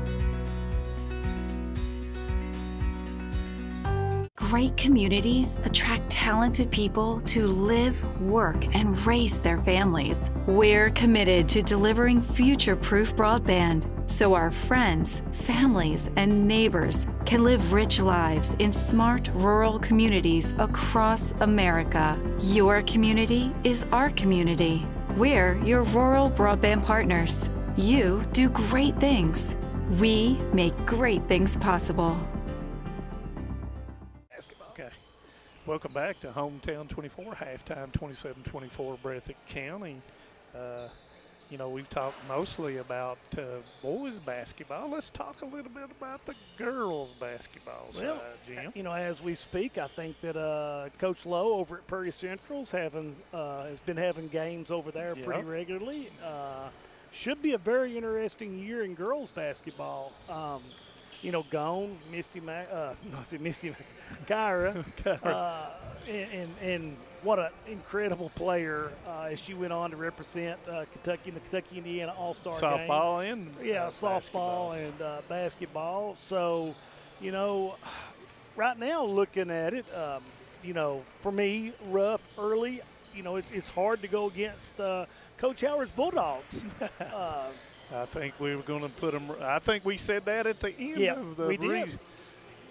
Already putting them up at the top, but a lot of development for them and the opportunity. Hannah Cottle coming back, will reinforce the Pennington picking up a lot of experience in her loss and good experience. And, nip and tuck right to the end with Knox County Central. Knox County Central, with Coach Huff not coming back.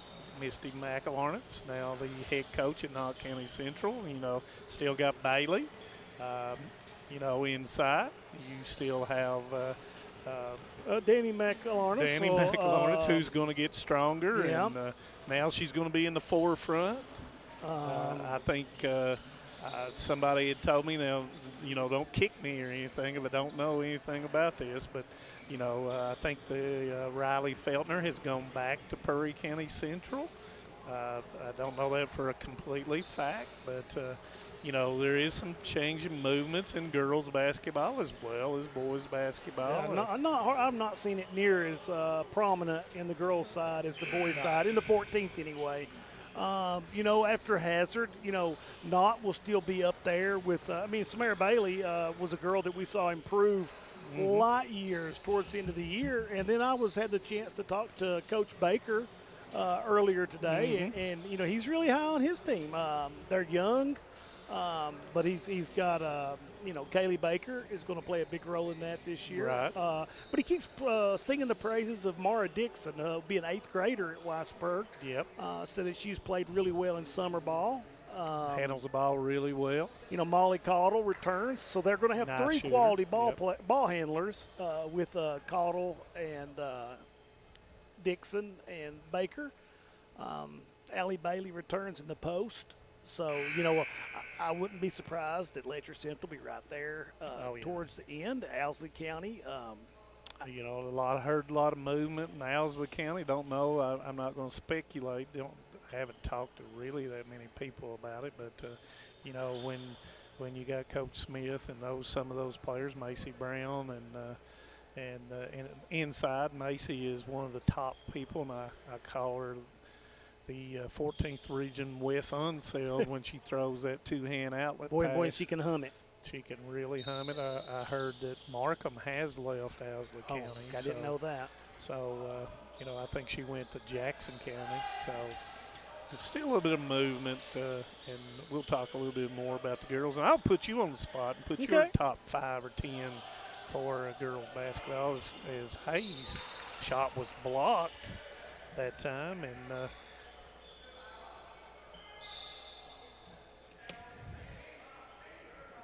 it was blocked. I thought it might have been that. I think Burton was the one that blocked the shot as Hayes will come in and going against Burton in the post. McNeely gives it up, knocked away and stolen by Breathitt County. Collins with the basketball, 27-24. Thank everybody for tuning in today. Not sure if we'll be doing any more throughout the summer. If we do, I think we're going to be at Leslie County on the County, 24th. That is right, and I will not be there because I'll be watching the Reds and the Yankees. But David and Jim will be there. Forgot about that. Thank you, Jim. That'll be the 24th of June, and look for it on their Facebook and YouTube page. We'll have times. Josh will be putting it on there. Hayes with a shot over Burton, and he will knock it down, bringing it to 27-26. Jenkins in the 2-2-1 press. McGinnis gives the basketball back up to Burton. He pumps, gets his own rebound, and puts it off the board and puts it in. One time I was coaching summer league game gym, and I said I wasn't going to get excited. Ended up leaving the gym early. I know that you're not an excitable person, so that does kind of surprise me. Yeah, because I've been using my Jim Nance voice, according to some people lately. The last softball game, someone said I sounded like Jim Nance calling a golf. So I don't know. Nice move by McGinnis, and he puts it in. And, that's one thing Coach Turner will have to have. He's going to have to look to score. One of the things, too, with Coach Lee, he will probably see a lot of boxing ones. Oh, yeah. With Hayes. And he's got to be, and just like Collins, when you're the players expected to score, you got to keep your composure. People are going to do things to you to get under your skin. You just got to learn to hang with it. And, the thing, Hayes is a tremendous passer, too. As we saw just then with the pass to McNeely. Collins misses the 3. McGinnis with the rebound.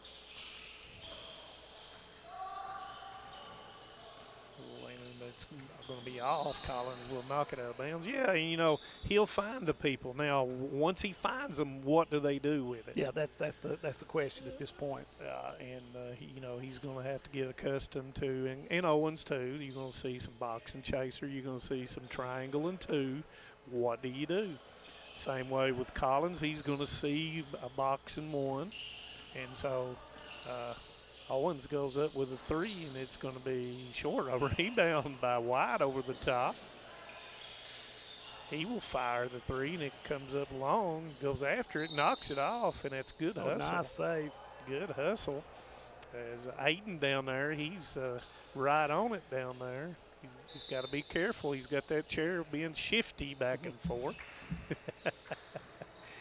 I want to thank all the Hometown 24 crew and, one of the best crews that we can work with. And I kind of signed off for the year thinking that we were done on Facebook. I officially signed off, and here we are doing Summer League games. It's fun. You get up early and work in the garden and come watch some basketball, maybe grill out this evening. My goodness, what a fun day. Well, mostly what I was doing today was trying to buy bush hog parts for my 94-and-a-half-year-old dad so we could cut hay. So anyway, you never know what may transpire in the summertime right before you do Summer League games. That's right.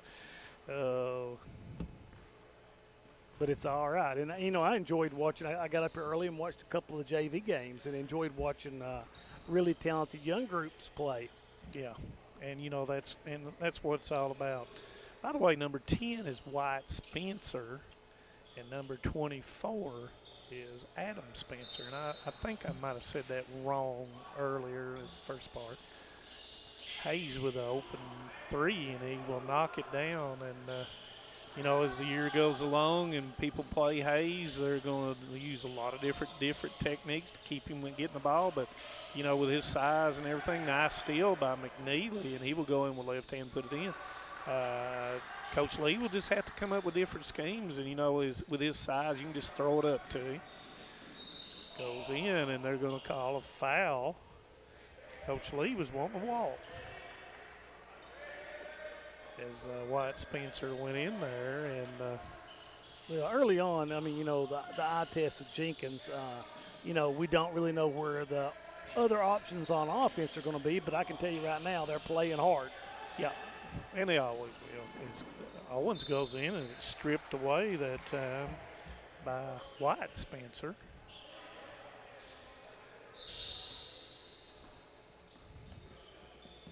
Thank you, Miss Kelly Honeycutt, for giving me those numbers. I think Kelly she would know that. Well, living the retired life now, I've heard. Yeah. I'm sure Jeff had her out this morning hoeing in the garden. Yep. Well, got spin, and that nice pass to Rose underneath, but he's bringing that thing down, but he puts it in. And that puts Jenkins up 33-31. Very competitive game, and actually a little emotion on both sides. Yeah. Nice pass goes in. Kicker goes to McInnes, and he will knock down the three. And that puts Breathitt County up 34-33. 14 minutes to go, right around 14-minute mark. We've probably had 50 to 100 people in and out of this gym. So Cam Hayes said, I got hit on the elbow. And official Purry said, didn't see it. Yeah, I'm sure that there was something. Something there? Yeah, something there. Might have just tipped the ball. I don't know if he fouled him, but definitely altered the shot. And Spencer had the basketball and tried to get it to McInnes. Owens tries to throw up a left-hander, misses. Got a 3-on-2. Collins with a floater, good. Nice look. Going to see probably a lot of that from Peyton Collins. 36-33. Hayes going against McInnes. Left-hand pass goes into McNeely. Yeah, Hayes, every time I watch him, I'm just kind of, just in awe of what his physical abilities are. There may not be a player with this size, the skill set in the region, Manus. Yeah. When I look across the board and you're looking at different sets and different people, and all of them's different. When you look at Seth Cottle, or if you look at Bryson Edwards, you look at those people and what they can do. They're scorers. They just score in different ways. Yes. And, you know, Seth Cottle probably once again, you know, handling the basketball. And he played in the junior all-star game. And we've said it, you know, last year repeatedly, there's probably not a smoother jump shot. From the elbow, he can flat knock it down. Nice shot, and I put it in that time by Katayan. I hope I said that correctly. Kayaton, I think I did say that wrong. Nice look into row, spin off the board. Left it a little short. 12-minute mark. Spencer is back tilt, and it's going to go out of bounds, and it will go to Jenkins. Yeah, this is, you know, it's good for us, too, to get to see these players now, and it's a litmus test for what it's going to pan out down the road. You know, and it lets you know how far teams came, the progression of individual players. So, you know, I've enjoyed today, Manus. Yeah, and, you know, with Coach Turner, you're going to see what kind of style he's going to try to implement for Breathitt County. It's a nice take by Kel Owens right there. And that makes it 38-37. Ball is knocked away, and a foul is going to be called.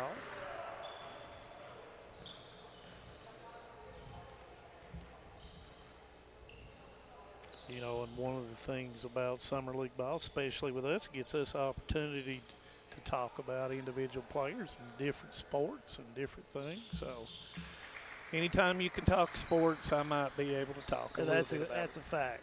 And, you know, I've had a chance to watch a couple of the girls' games. It's been put on. You know, we talked about I've watched several of the boys' games as Cam Hayes knocks down another three.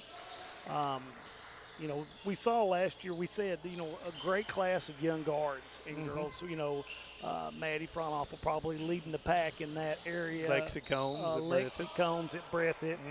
Very, very impressed with her handling the ball. Excited to see the process, how much those girls have put. I know Fronopple, I kind of keep up with them on social media, has played a lot of summer ball this summer.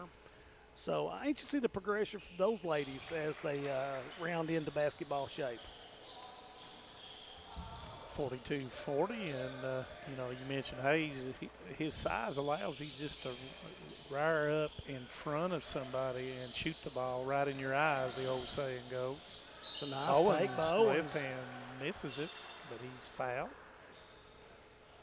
And, you know, I see that in Owens that we didn't see hardly any last year is on the offensive end. He waited on other people to manage the offense. And, you know, he was the fourth or fifth option on that team. Now he becomes the number 2 option behind Hayes. Yeah, but I really like his mentality on attacking the basket here. Yeah, and I can see that he's working on his left hand, going to his left-hand side. And a lot of right-handers, and that's where summer ball comes in. You work on your weaknesses, not necessarily your strengths, and that will make you a better player and a better team as well.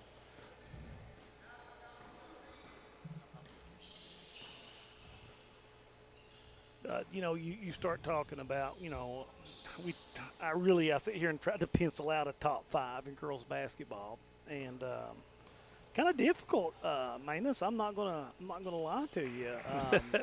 I was giving you time to process all I did, and I'm trying to think. There was another transfer, and I don't know. Was there a lady that transferred from Perry Central? To Perry Central? Away from Perry Central. Seems like I'd heard. Oh, Amos, I heard, but that is very unofficial, so I shouldn't even uttered that. So, you know, that come from a third-party source, which is not what I usually say anything about. Hayes with a leaner misses it. So give out to Spencer. Spencer goes in, misses it. Collins 3 doesn't go. But yep. So, you know, the kind of seeing, you know, Perry Central. Are you going to say it's fluid? Very fluid. You know, right now I think Hazard definitely the number 1 spot. And then I think that 2, 3, 4, are probably going to be real close with, and I've got, in no particular order, LCC and Perry in that order. I mean, not in that order, just somewhere in between. Yeah. And then I've got Leslie coming in the 5th spot. So I think that those could definitely be interchangeable. Well, once again, there's a few transfers that I don't really know if that's going to happen or not. But, when you're looking at the 54th and you're looking at Leslie County and you're looking Perry Central and you're looking at Hazard, that's going to be a barn burner with Hazard, of course. Like you said, we've already anointed Coach Howard that proverbial 1 spot. And then in the 55th, you've got Breathitt County and Coach Hayes, who have really come on. Yeah. And I really want to see what Stacy, the big girl inside, what she's come up with. And, of course, they lost Emily Neese as that 3-point shooter. Who can they come in and have a 3-point shooter? And then you've got down in the 56th, everybody forgets about the Engineers. Well, I thought they had one of the better point guards last year that we had a chance to watch play, and I think she was just a freshman too, wasn't she? She was, and I can't think of her name, and I apologize for that. I can see her, but I can't place a name with her. Let me think about it here in a second. Is it 6 minutes to go? 46-45. Got a really close game going on here, competitive, and both coaches are up coaching. I like to see that. Their juices have gotten going here a little bit. Jenkins playing a 2-1-2 against Breathitt County, and that's going to be blocked by White. That's Mal Atkins, right? 14? I've been calling him White. Yeah, Mal Atkins, 14. And I was going to say, he's played 14 really well. 4, yeah, and he's long and rangy.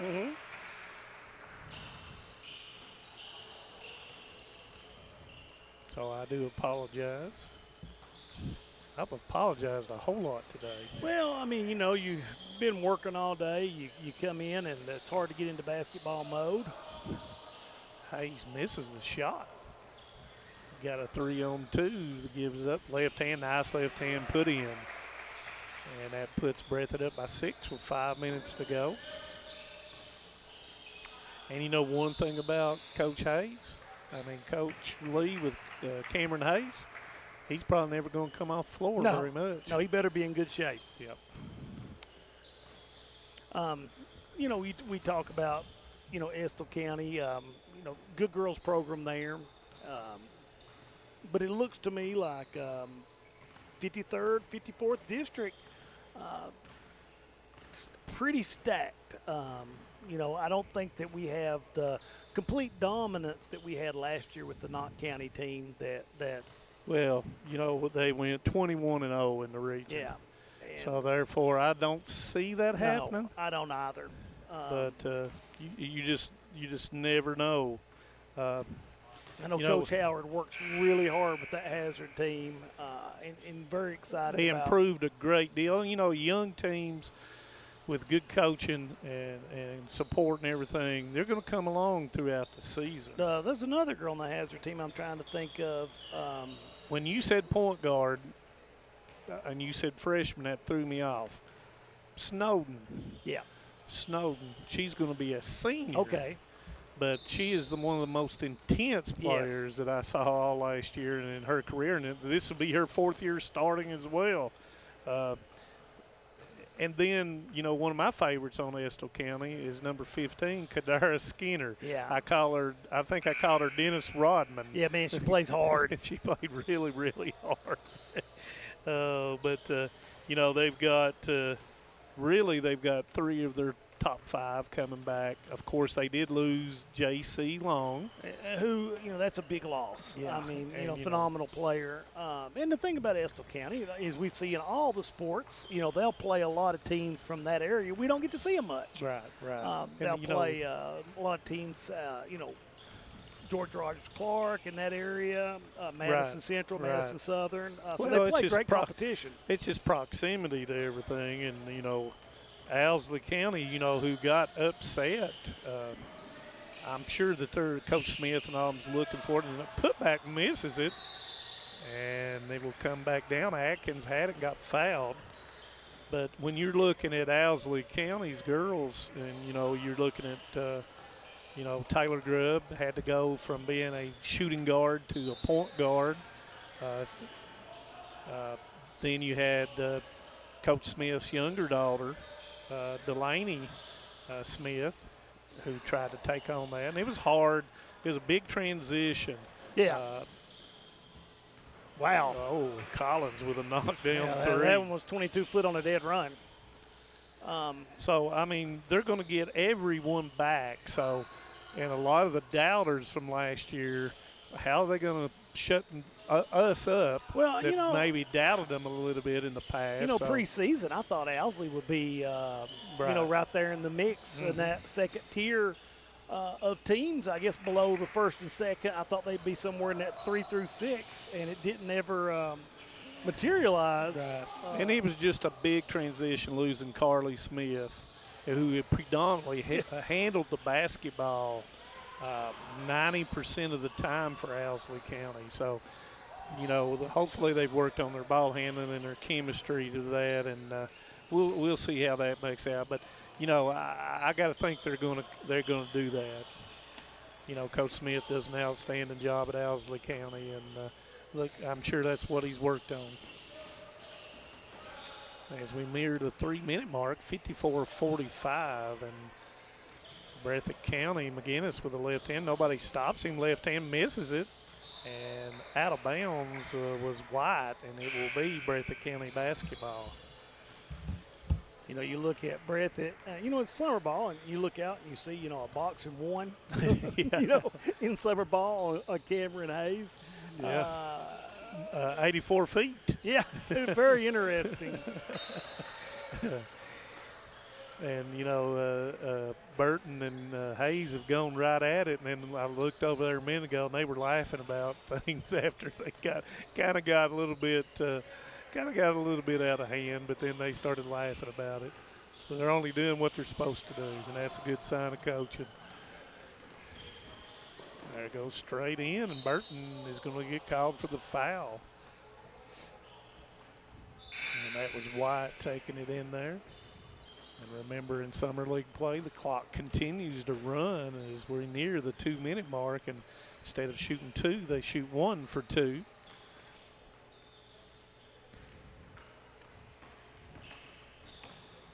And that puts the 2 points up there as he makes the first.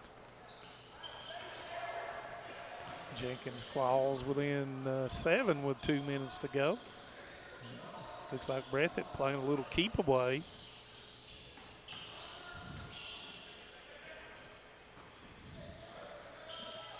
Shot, no. Burton rebounds and puts it off the board and in. Burton, a good-looking kid. Good size and strength.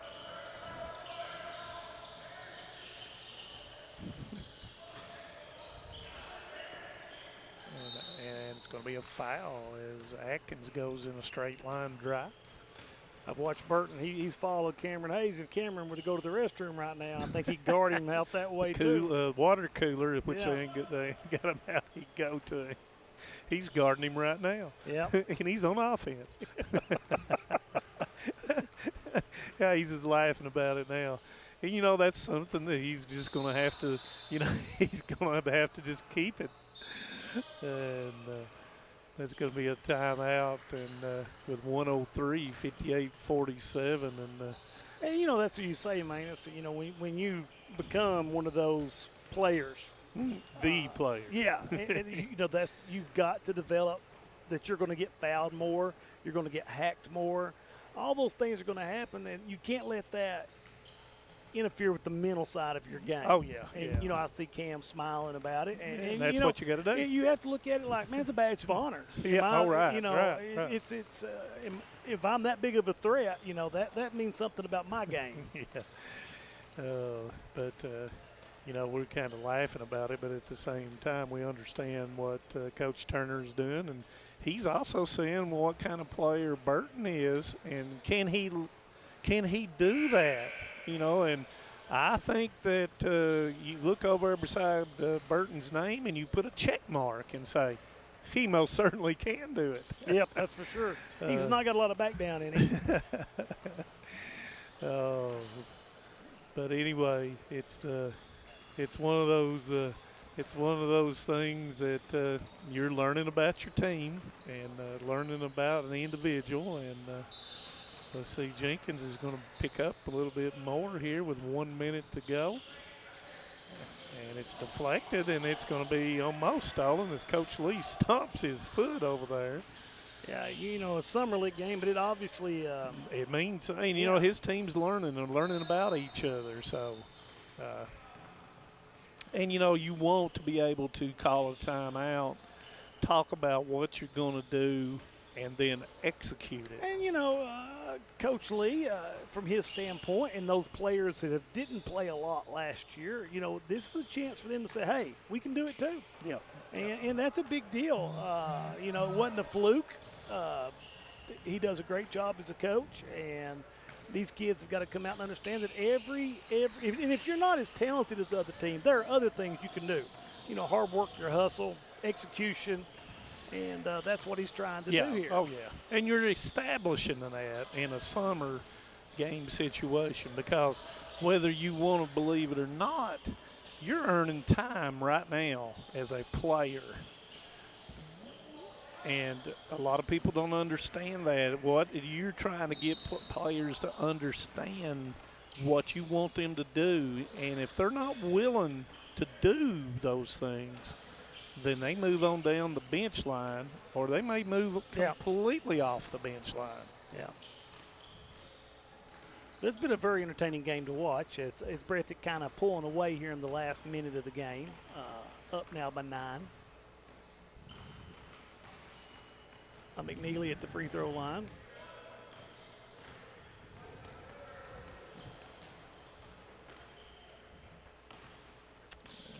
And missed them both. And that's probably going to do it right there, unless Jenkins decides to foul. And they do decide to foul, because that does stop the clock at 14.8, 58-49. So we'll have Breathitt and Letcher Central. After a few minutes, let Breathitt get their legs back. And you get to do a little basketball math. You know, this is how Breathitt played Jenkins. This is how Letcher Central plays Breathitt. And it gives you an idea of, you know, how things are. It's hard to tell when you're watching teams play each other for the first time. Right. And, you know, never in a summer league situation do you know if someone's absent exactly. or what may be. Owens goes in there. Is that left hand we're talking about? Nice move by Kel Owens. Yeah. So that's probably going to do it right there. And it'll be 59-51 Breathitt County. And we're going to take a break, and when we come back, it will be Breathitt County and Letcher County Central in the final game. We may talk a little football, Manus. Or baseball. All right. So stick with us. We'll have the last game coming up. So stick with us here on Hometown 24.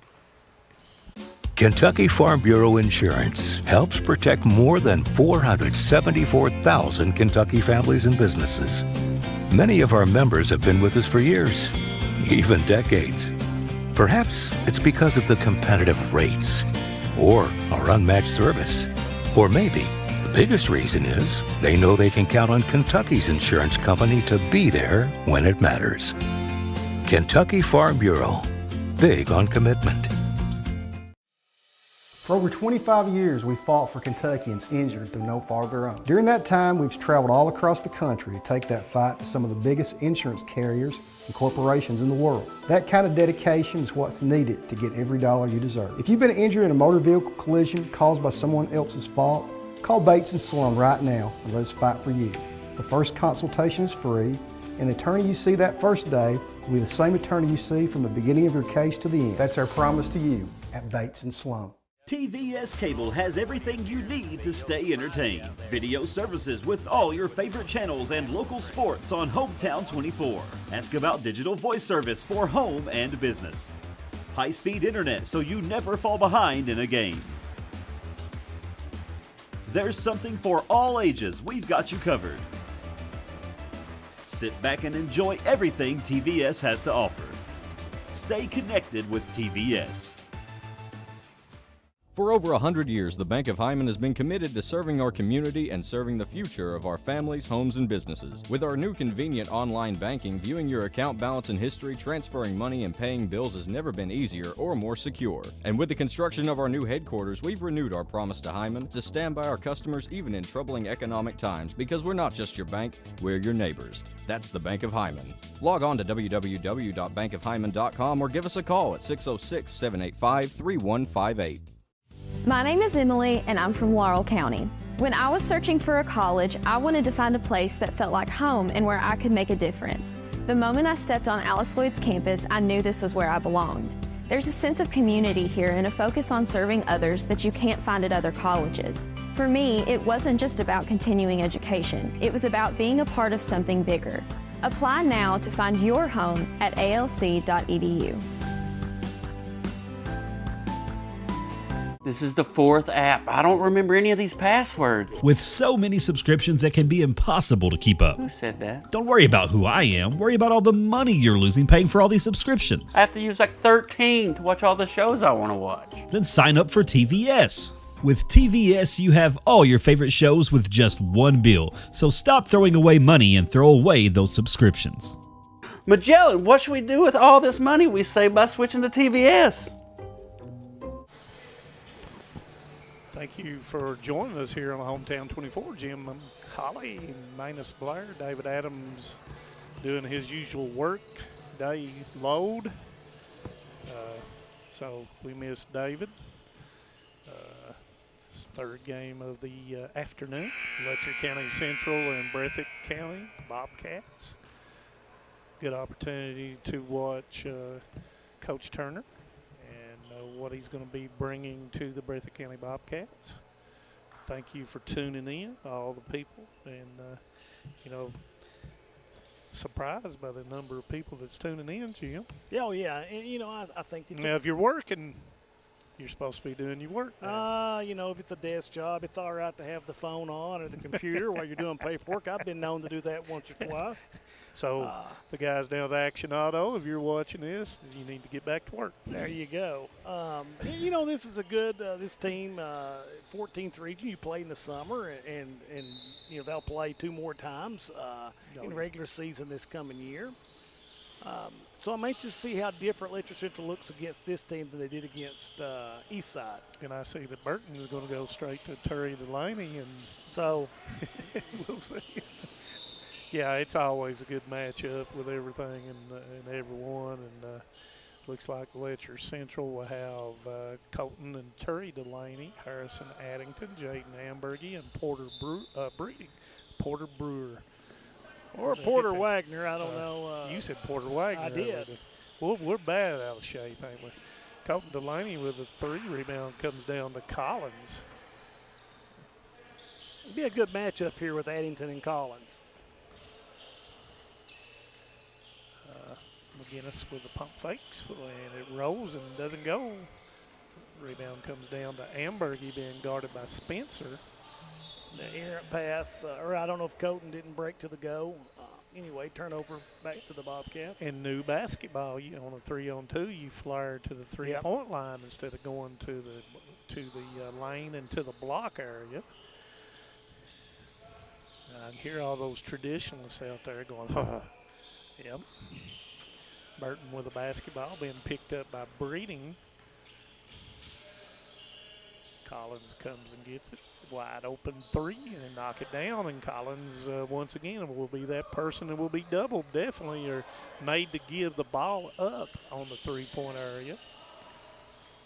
Ambergy to the lane. Nice off take the board, by Ambergy. misses it, gets his own rebound, and his legs taken out from under it. It's very unaccustomed to be in this gym and not hearing Robert Lewis play music. Sometimes some music I like, and sometimes I don't like. Sorry, Robert. Go back to work, Robert Lewis. Jumper by Delaney, and that's good. That's a 15-footer. Looked good on that one. Yeah, Colton's got a really nice shot. You know, the thing, you know, he's got to understand where to take those in the offense. Yeah. And that was a very well, a good shot. Guinness with a basketball. Spins, turns back, gives it up for the wide open three, and it's 2 in a row that time. And that's going to be the kind of offense that Breathitt County needs to run, where you get penetration with a kick. You know, with no true 5 person, and there's Breeding once again. Yeah, he really had I think he had about 15 in the first game. Yeah, and, at least 15. Yeah, good looking shot, and Breeding's one of those kids he's tall enough that he can get his shot off. Hamburgie with a rebound after the Collins miss. Step through, goes out of bounds, and it will stay with Letcher Central. Yeah, Hamburgie rebounds the ball really well for his stature. Does a good job. It seems like he's got a nose for the ball. Yep. Terry Delaney to inbound the basketball.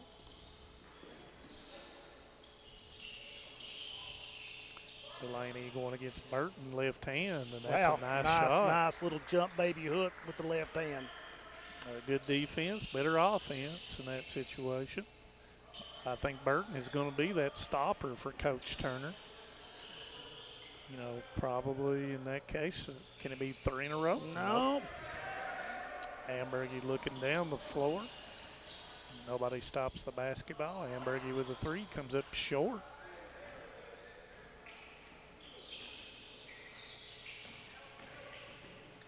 Left hand, Collins, good. And that's a part of the repertoire that Collins is going to have to do more. Yeah, we saw that a lot last year, too. You know, if Sperry or somebody came out and he had to step into that row, he's got a nice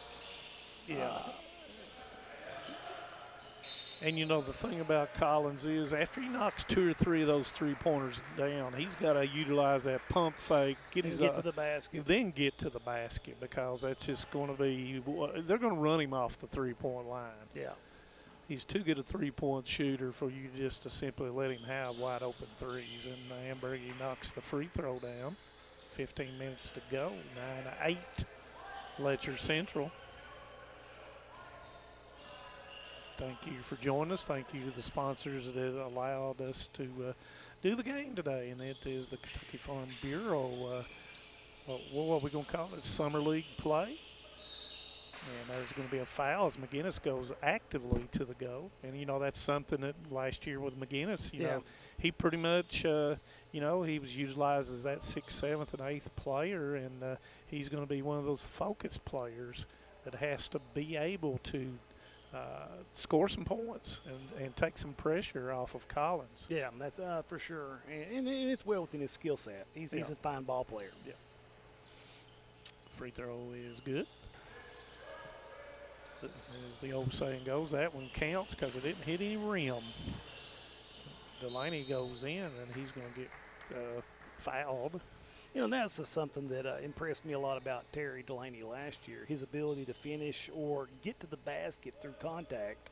And he looks like he's put on a little bit of weight this year as well. Definitely going to help him because he will be the focal point, of course, of many defenses this year. Well, you know, I saw him at the state tournament. They sat kind of behind us, and both of the guys said they were actively lifting weights. And, you know, if it's a good weightlifting program, it only can benefit you. Some people say don't lift with your upper body, but that's not true. If you're not lifting now, this day and time, you got problems. Nice 3 from Colton Delaney there. That one come out of nowhere for me. He just turned and put it in, 14-10. Yeah, Colton, confidence is not an issue with Colton's offensive game at all. Caleb Neese in the ballgame. Didn't notice that for Breathitt County. Cayeton, I think he's probably going to be that inside person. He does have some size for Breathitt County. Coach Turner with a call here, and looks like to me we're going to come with trying to find something for Collins. There's that pump fake I'm talking about, but he stepped back and misses it. The rebound's going to come down to Breeding. Kicker over to Addington. It comes up short. Collins way up to get that rebound with 2 hands. He's got a little bit of spring in his legs. Oh, yeah. Nice take. Loses control. Oh, and that was a setup, and that is in summer ball. You gotta give him the charge. And yeah, if you're going to take it in summer ball, by golly, you deserve it. And official Napier said charge. So nice job by Cayetan. And if I'm mispronouncing that, when the season comes, someone come down and say, minus David Jim, this is how you pronounce his name. And we will definitely do it. Yes. Our apologies if not. Nice block by Delaney. Behind the defense is Ambergy. Right hand puts it in. Nice look up by Terry Delaney.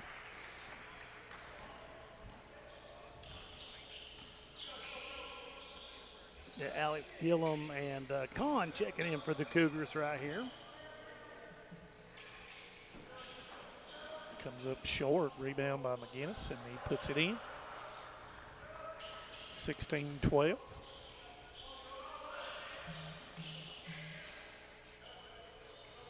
Delaney again from deep, this time a little partial deflection, but saved. And he's not able to come up with it. McGinnis, nobody stops the basketball and puts it in. And I think you're starting to see the Lexington trip playing a part. You know, they got back at 1 a.m. and, you know, they probably didn't get into bed at 1:30. No. Alex Gillum in the basketball game for Letcher Central. Wyatt Spencer, number 10, in the basketball game. For all the people down in Jackson and that surrounding area, thank you for tuning in.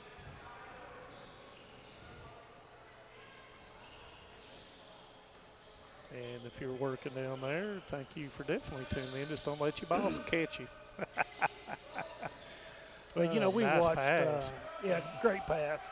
We watched Breathitt County for the last 4 years, and it's almost odd not seeing some of those familiar faces out there on the court for Breathitt County. Oh, yeah. You know, Austin Spurry for, you know, Terry, Gross. They were a pleasure to watch last year. Yeah.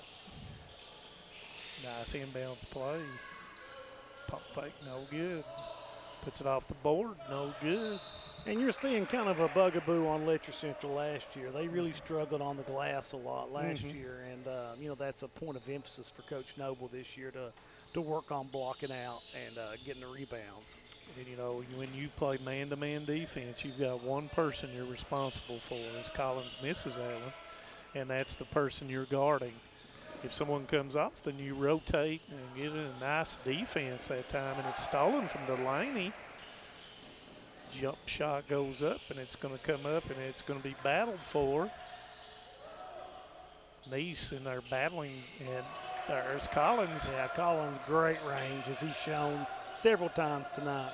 And, you know, even at Rupp Arena, he didn't care a bit to put that thing up. Letcher Central looking a little fatigued right now. But, you know, Breathitt County just played the game. But yeah. sometimes you get stiff, as Collins says, 2 in a row. Collins putting on a show for us here in the summertime. I think we just had subs instead of a timeout. Breeding with the basketball goes to Amberg. You got the lane in there. It's knocked away, and he was fouled. Don't know. I think that might have been on Spencer.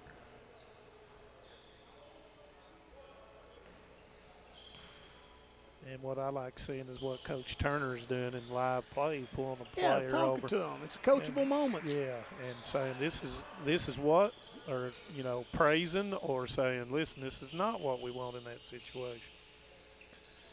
So he had Wyatt Spencer over there, and Collins says, I don't care if it is summer. And he's going to get called for a foul, a little bit of overguarding. You know, and he doesn't have a real traditional looking release on his shot, but my goodness, it goes in. And, you know, he has all the confidence in the world that if he misses 3, he's going to make the next 3. And that's what you got to have when you're a shooter. Breathitt really amping up their on-the-ball Turning it up. defense. Braiding with a three, and it comes up short.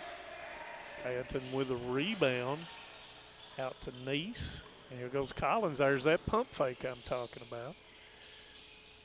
Might have forced that one just a little bit. Yeah, he was too close. Give it back. He's going to be very unselfish for the wide open three. Ambergy 1 against 1. And he thought Delaney was cutting, and Delaney flared to the three-point line. Yep. Collins. I don't think we need to be any coach out there watching probably already knows this, but you don't leave him wide open. No, that's he's had 12 points in the last minute and a half. Oh, fun time, Summerlin. Good cut by Ambergy. Delaney finds him and puts it in.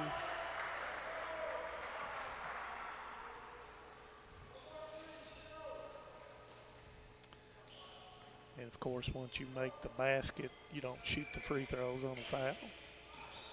Yeah, we'll see if Ambergy can slow down Collins a little bit, but he gave him a little bit of room. And he come up a little bit short that time. That was a little bit of a heat check. Yeah. And, you know, outside it's a little warmer today. So, and here it's not warm at all. Well, I'll tell you where it is warm, and that's Collins' spot on the three-point line. Yeah. Breeding goes in, knocked away that time by Neese. Trying to relieve the pressure as Gillum and Kahn has come back in for Letcher Central. Slipped the screen, there comes the double team, and then Delaney's going to see that this year. Yeah, just like we talked about with Cam Hayes. You know, you've got to be able to take that double team and quickly, like you say, distribute the ball back out. Or make shoot your it. move. Or you make you move. You ain't got time to sit there and dribble because they're going to come down on you. Delaney got it, kicks out, and that's going to be Breeding, and Breeding knocks it down. Yeah. I think that Coach Noble has found somebody who can knock down the open three right now. Yeah. So. But can he be consistent? But, of course, all you need is one night. Delaney with a dribble in the middle of the floor, and he is fouled. There's not going to be a lay in that situation. No. So Neese said, "You're not going to put that in straight." No, that was a good hard foul. And, you know, all those things make you a better player. You know, when you're driving in and you get that hard contact, you know, how do you react? Do you shy away from it the next time in, or do you look at him and say, I'm doing it again, guys, it's going to be a long night? If you do shy away from it, there's coaches making marks. Exactly. They're marking it down and saying, you know, we get a little bit physical, and they shy away from the contact. So you players out there that's watching, take note of that. Ambergy with a rebound and puts it back in as he stole it from Burton. It's 28-26, 4.5 minutes to go in the first half. Thank you for joining us here on Hometown 24. Collins comes up short. McGinnis with a rebound and puts it back in. You know, once again, that not blocking out. You know, not finding out where your guy is.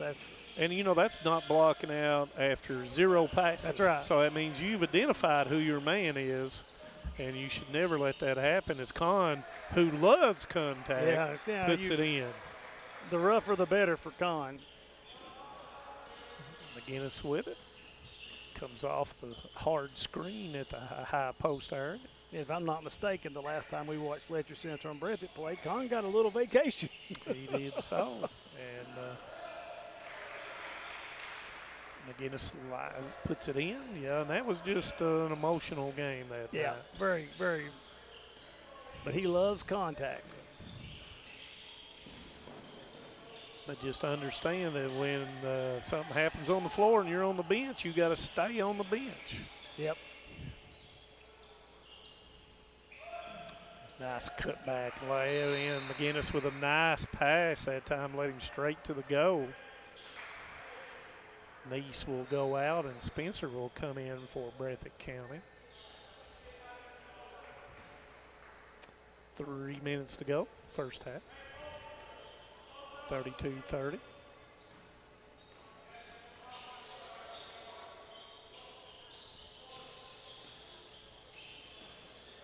Gillum with a long three, and he knocks it down.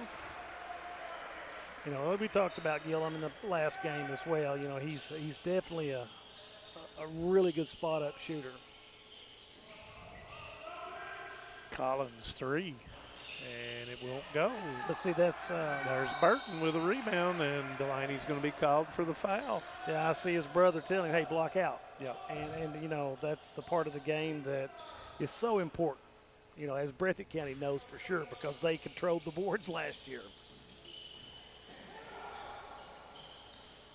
Collins into the lane, left hand, misses it. There's the rebound once again.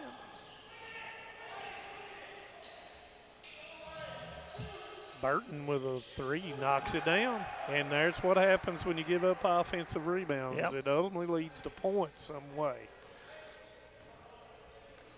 So I'm sure that Coach Noble is going to be watching this again and may have his players watch this again. Normally they're taping everything, but, well, tonight, I don't know. They may have the huddle going. Yeah. Probably do. Guinness goes into the lane. It's good defense by Addington right there to get the jump ball. I would like to see Addington be a little more aggressive on offense. Got a really good first step. Well, you know, the thing about it is in summer ball, you got to make a conscientious effort to do things that you're uncomfortable in doing. And Gillum had it for a second, went out of bounds as Collins lost it. Collins wide open, misses it. The rebound comes down to Addington. And, you know, it'll be interesting to see how Boggs, once he's in right, plays along with these guys as well as the season starts. And that's going to be a foul on Gillum, and that will send Collins to the line with 47 seconds to go.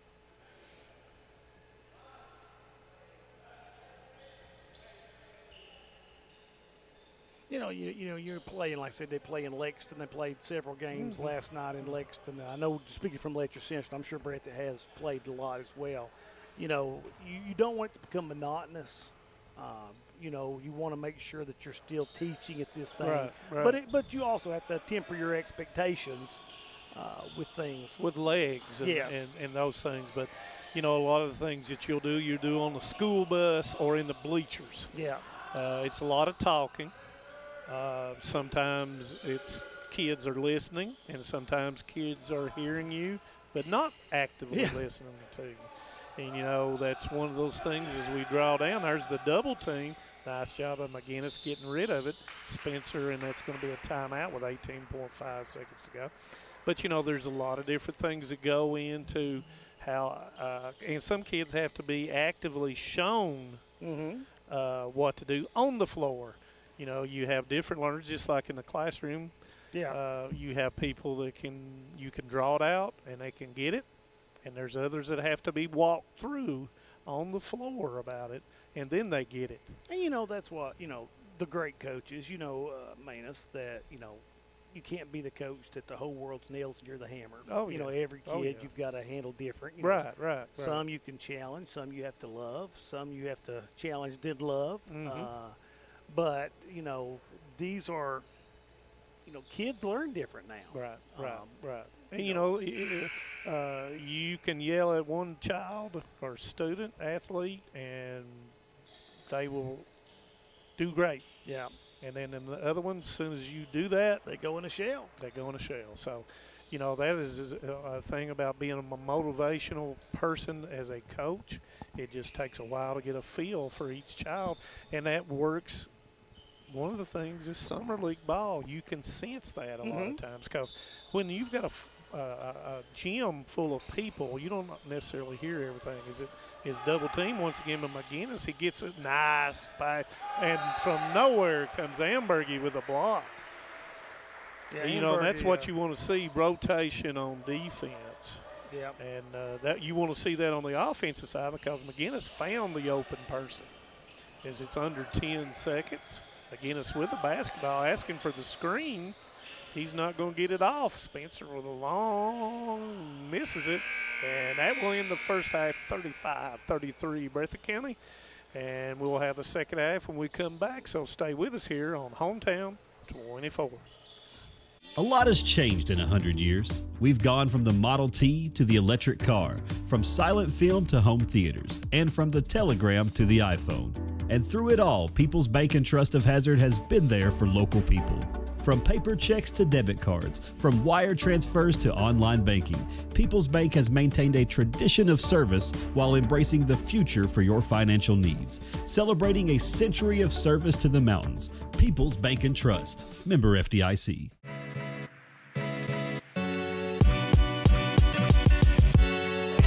Come right to the source and get the region's best basketball coverage.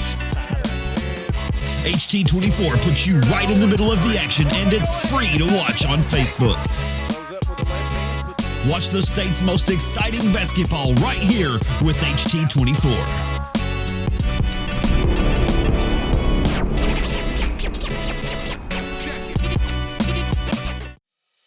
For over 25 years, we fought for Kentuckians injured through no fault of their own. During that time, we've traveled all across the country to take that fight to some of the biggest insurance carriers and corporations in the world. That kind of dedication is what's needed to get every dollar you deserve. If you've been injured in a motor vehicle collision caused by someone else's fault, call Bates & Slum right now and let us fight for you. The first consultation is free, and the attorney you see that first day will be the same attorney you see from the beginning of your case to the end. That's our promise to you at Bates & Slum.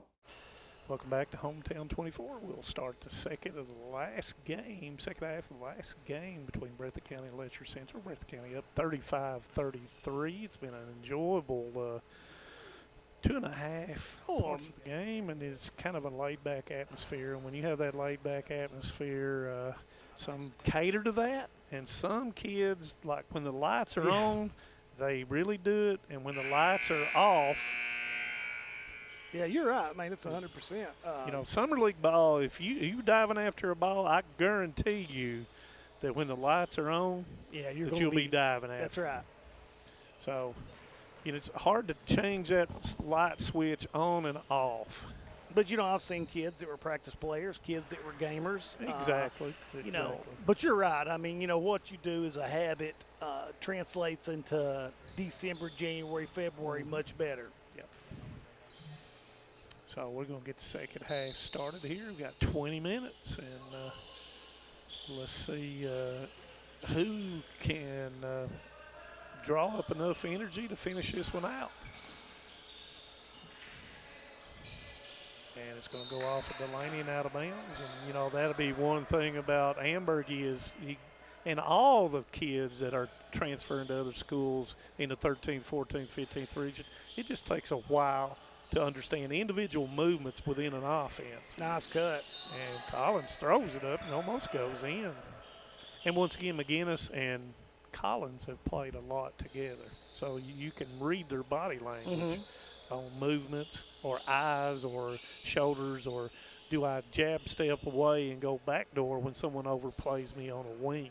Yeah, I mean, you know, I've been impressed with Breathitt County. They played both games that we've got to watch. They played it with a lot of intensity.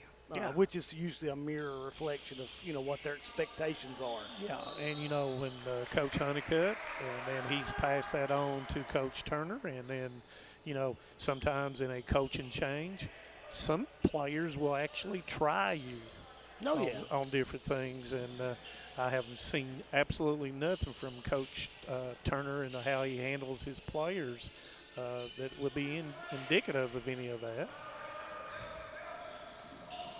Nice pass from Turry to Colton, but it's thrown out of bounds. Probably should have shot the basketball when you're that deep.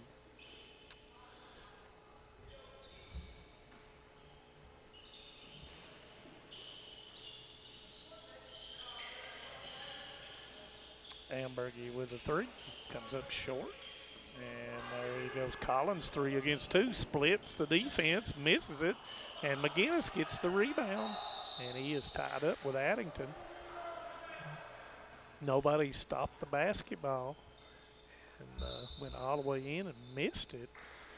So, you know, that's one of the things, too, like Coach Noble's talking about. You know, and, you know, when you're tired, your fundamentals have to play even more so when you're tired. Oh, yeah. You know, making the free throws, getting lower on the defensive end, taking your hip and blocking it, getting below the hip of the person that you're trying to box out. You know, and that's those kinds of things. That that grueling break you down practices to develop those fundamentals when you're fatigued. Right, right. You know, a lot of times we hear, as a former athletic director, parents will complain, my kid's running too much or this or that. There's usually a reason. When you're fatigued, like you said, to be able to still fall back on the fundamentals to do things when it just becomes blatant muscle memory at that point. Well, in a championship of the 14th region basketball and you get fouled to shoot 2 free throws, you're not going to be fresh. You're going to be worn down. So in your practices, you got to emulate that and make sure that that's what you do. You never shoot a free throw when you're completely rested.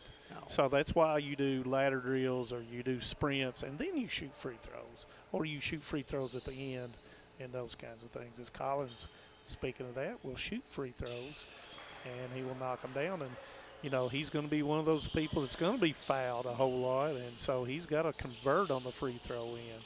Addington with a nice move, yes, and that's what you're talking about. That was what I've been expecting from Harrison. I feel like he can do that on a regular basis. I just think that's Burton may go by with 1 or 2. But I believe that's just his demeanor on and off the floor. So nice block by Delaney. He's looking up, bounce past Amberg. He steps forward, right hand off the board, and he is fouled. And he will go to the line. But,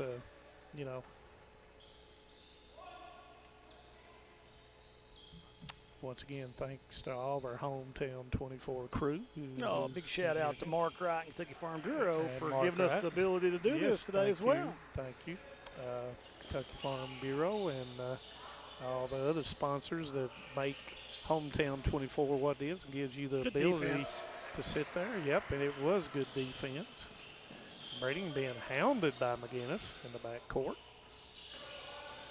Delaney with a kicker to Addington for the 3, and there's the 3. Nice passing from Delaney to Delaney to Addington. The 1+. Yeah, the 1+. Because he could have shot that in the corner. And from Delaney to Delaney to Addington. Sounds like a ball for him. It does, doesn't it? Breathitt County widening out the lane, giving it in, and there goes Collins, left hand, lays it in. And, I see that in his game this year. Well, and, we've look said forward to seeing that as well. He's got exceptionally long arms, and you see him extend them out and, creates a little space. Amberg against Collins, turns back, nice defense, forced the shot, and that's going to be a foul on Amberg. Burton got the rebound, but looking forward to how these teams will develop over the course. I think in boys and girls basketball in the 14th region, we're not far off from football, and then turn around and in volleyball on hometown 24. And, here we go. In the 1st of December, we'll be raring and ready to go again. Yeah, it goes quick. Seems like it was only yesterday we were starting football season last year. Delaney with a rebound as Colton Delaney went flying out to Collins. Colton Delaney misses the 18-footer. Got a 3, nice bounce pass. Burton goes right into Delaney, but he knocks it away.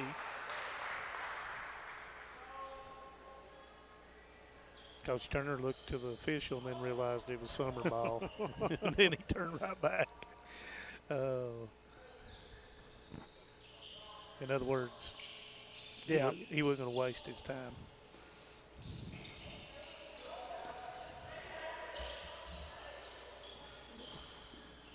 Collins goes in off the board, misses it.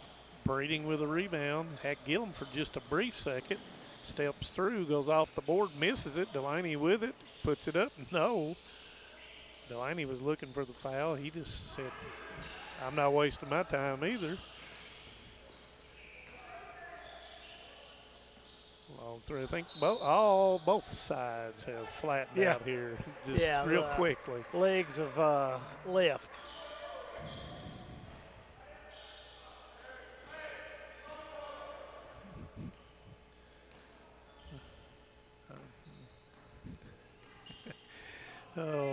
getting a little testy. Gillum with the three. It doesn't go. Tap, and it's going to be foul, and the foul is going to be on Breathitt County for boxing out. Too far. Yeah, in Colton, it's a strong kid, but he's got to learn center of gravity. You got to get low, dig that out. And Breeding knocks down the three-pointer. Yeah, Breeding really had a nice day today. Yep, he's opened my eyes to a few things. Yep, I agree, and he's not played. He's did well rebounding and handling the ball as well.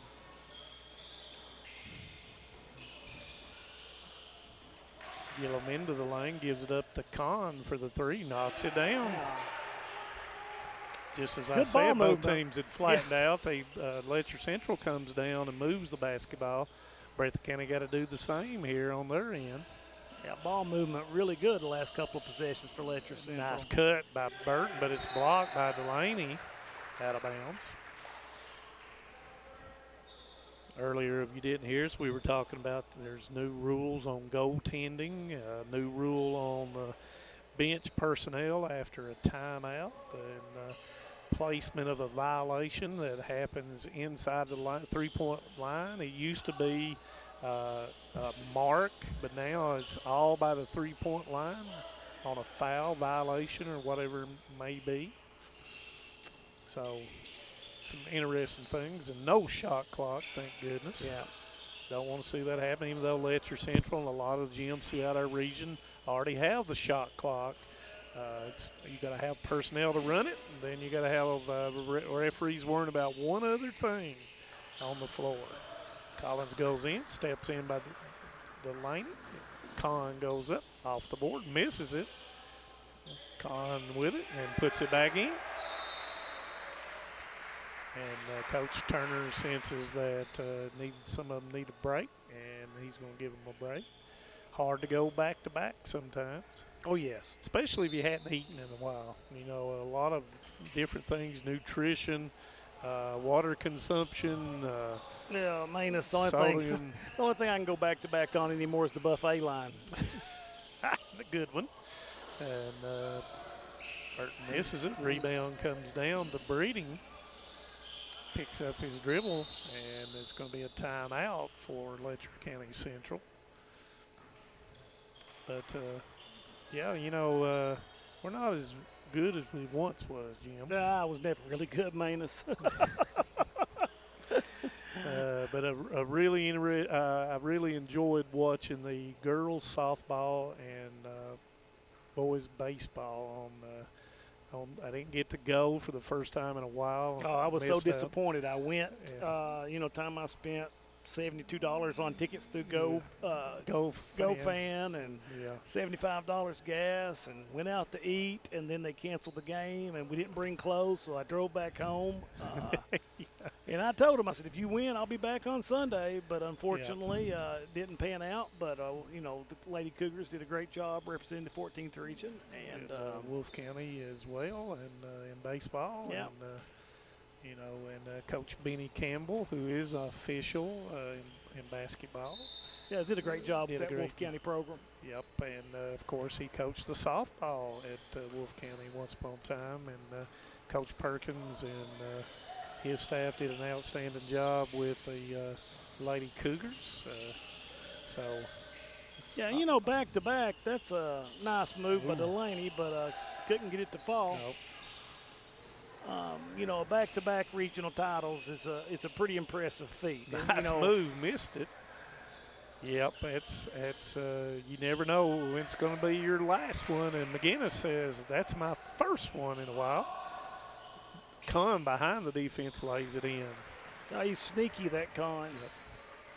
And McGinnis is really bigger for some reason. I've said the same thing. I think that he's. I don't know if it's just me or if it's just a number change or what, but goes on the flex cut on the baseline and puts it in. Nice pass by Caton. Gillum gives it up to Delaney for the three. Comes up short. But once again, who is going to develop for that third and fourth and fifth person for Breathitt County? Nice three, and that draws them within 3, does Yeah, Breathitt just like County. that. Breathitt County right back in. I thought Letcher Central was going to put them away.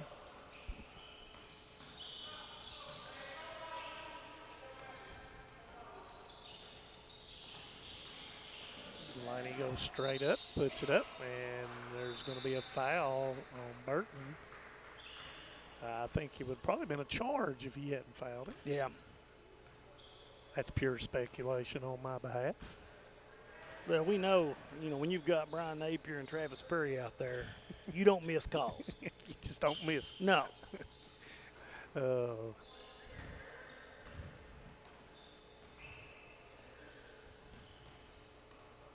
That's one of the things that I enjoyed as an athletic director and as a coach. And even now in broadcasting, the relationship that we get with not only the coaches and players, but with the officials. Oh, yeah. Oh, yeah. Really enjoy getting to talk to them and getting their perspective on things.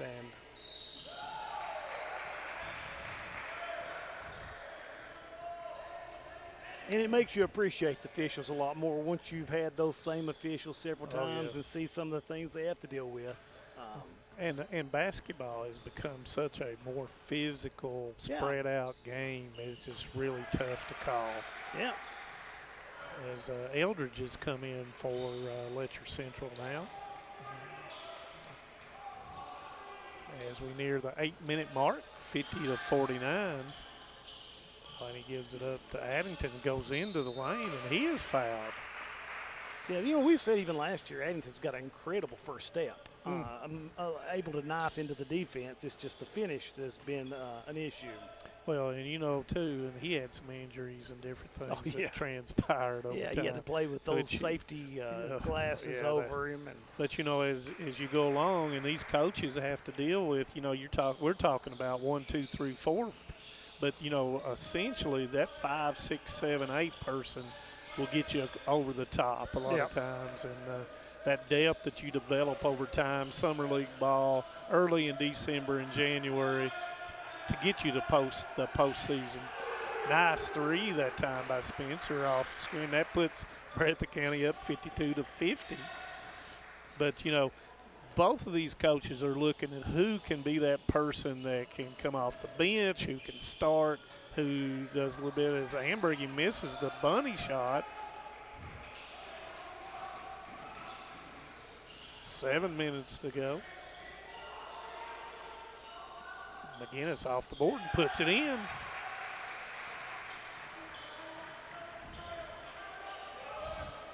And even though this is the last game we'll be doing, there are some JV games that will be happening. So if you're out there after work and you want to come watch some of the JV games that will be taking place right after this game. Delaney with a make on the foul, and it makes it 54-53.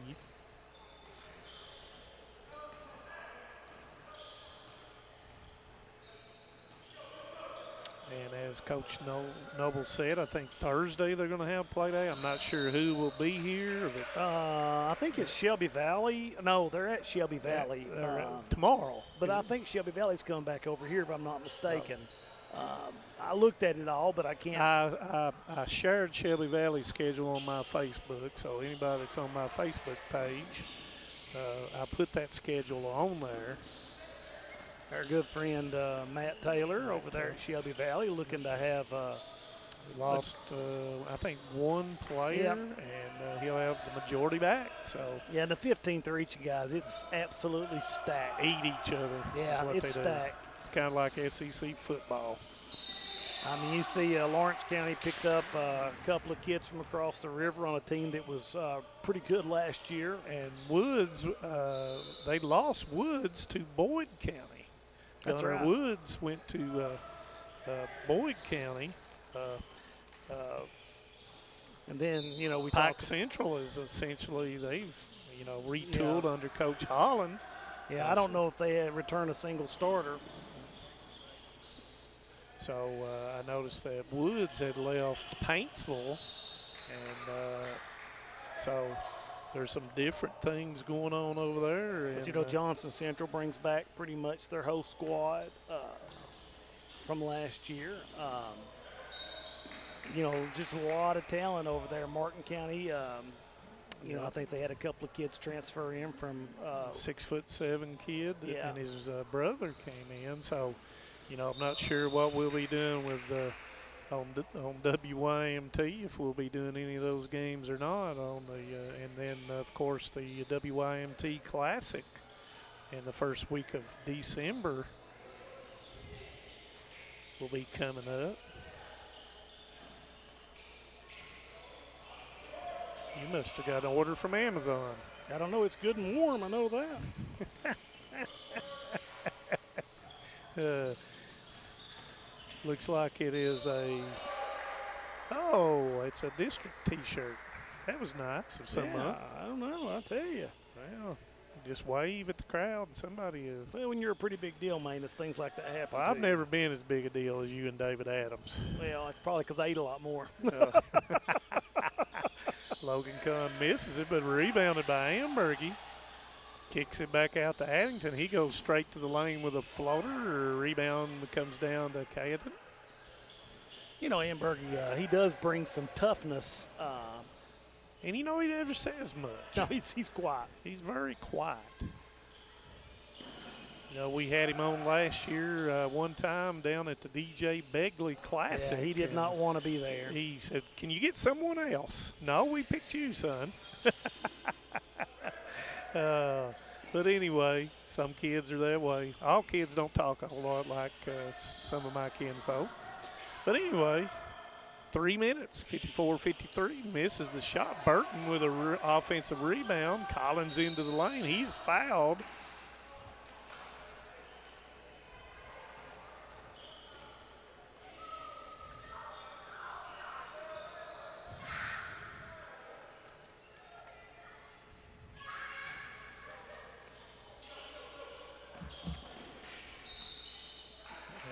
Foul on Gillum as we're nearing that 2 minute mark, Jim.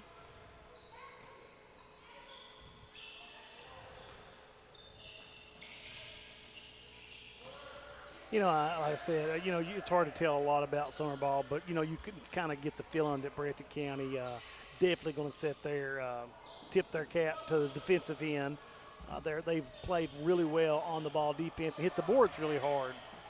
And there's that offensive rebound. Collins doesn't make them pay, and it's going to go out of bounds. And, you know, offensive rebound, you know, besides, you know, getting position, it's just hustle. Oh, yeah. Oh, yeah.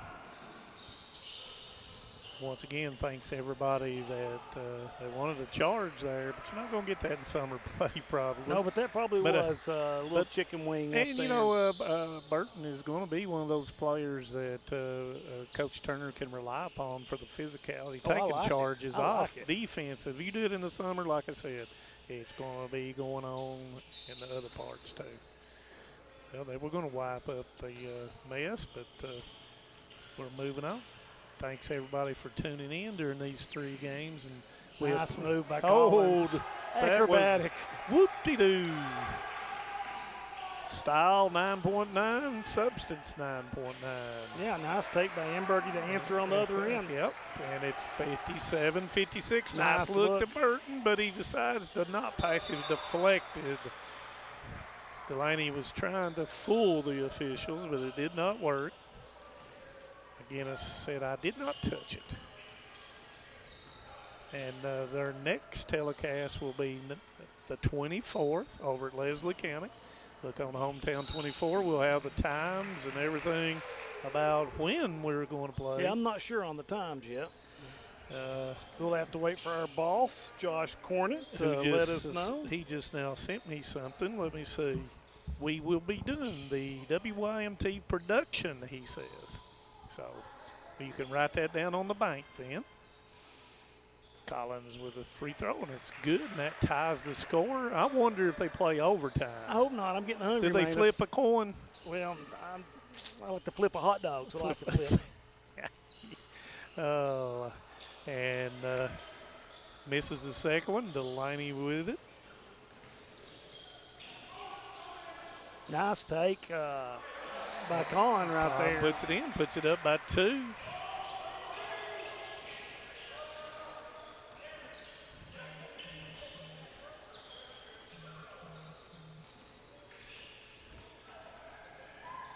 Let's see if I started to say it, and he did it. Con with it.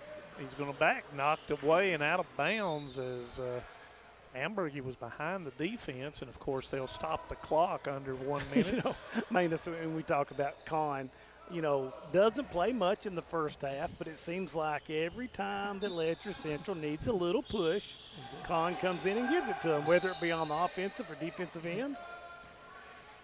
And that will send Gillum to the line.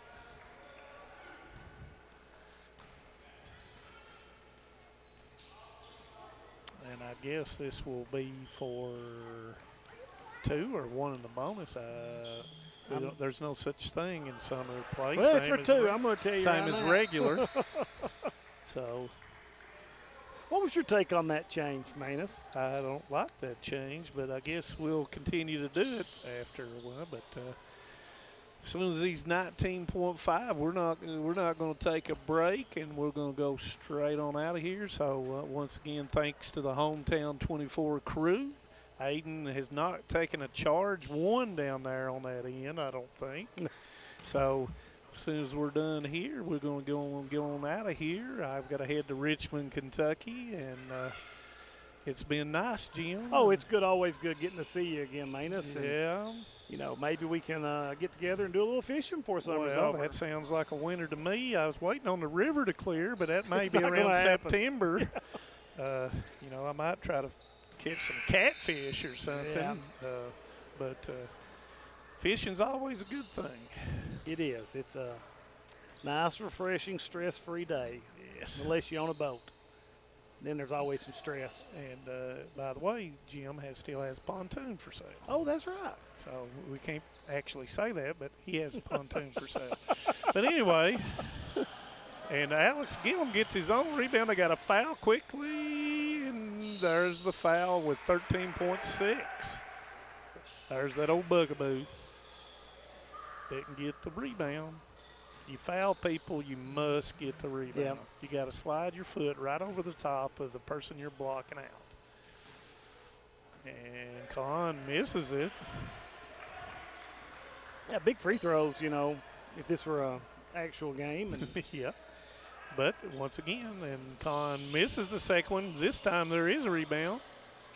They got to cover the 3, or do they foul here? Collins with a 3. Doesn't go. Rebound comes down to Gillum, and he's going to sprint to the end, and that is going to be the ball game. 60-57, Letcher Central. Thanks to everybody that has tuned in today. Tune in on the 24th as David Adams and Jim McCauley will be at Richard Nixon Gymnasium at Leslie County High School for more summer play. Want to thank everyone, including the Hometown 24 group. And with that being said, Jim, got anything before we head out of here? You know, when you can come up, like I said, in the middle of the summer, on the middle of the day, and watch some good high school basketball, it's hard to beat. Because, and I love watching these kids compete. Sorry, David, you wasn't here with us. We'll get you the next time, brother. And for that, thank you from Hometown 24. And good evening, and go out and cut some trees down. See ya.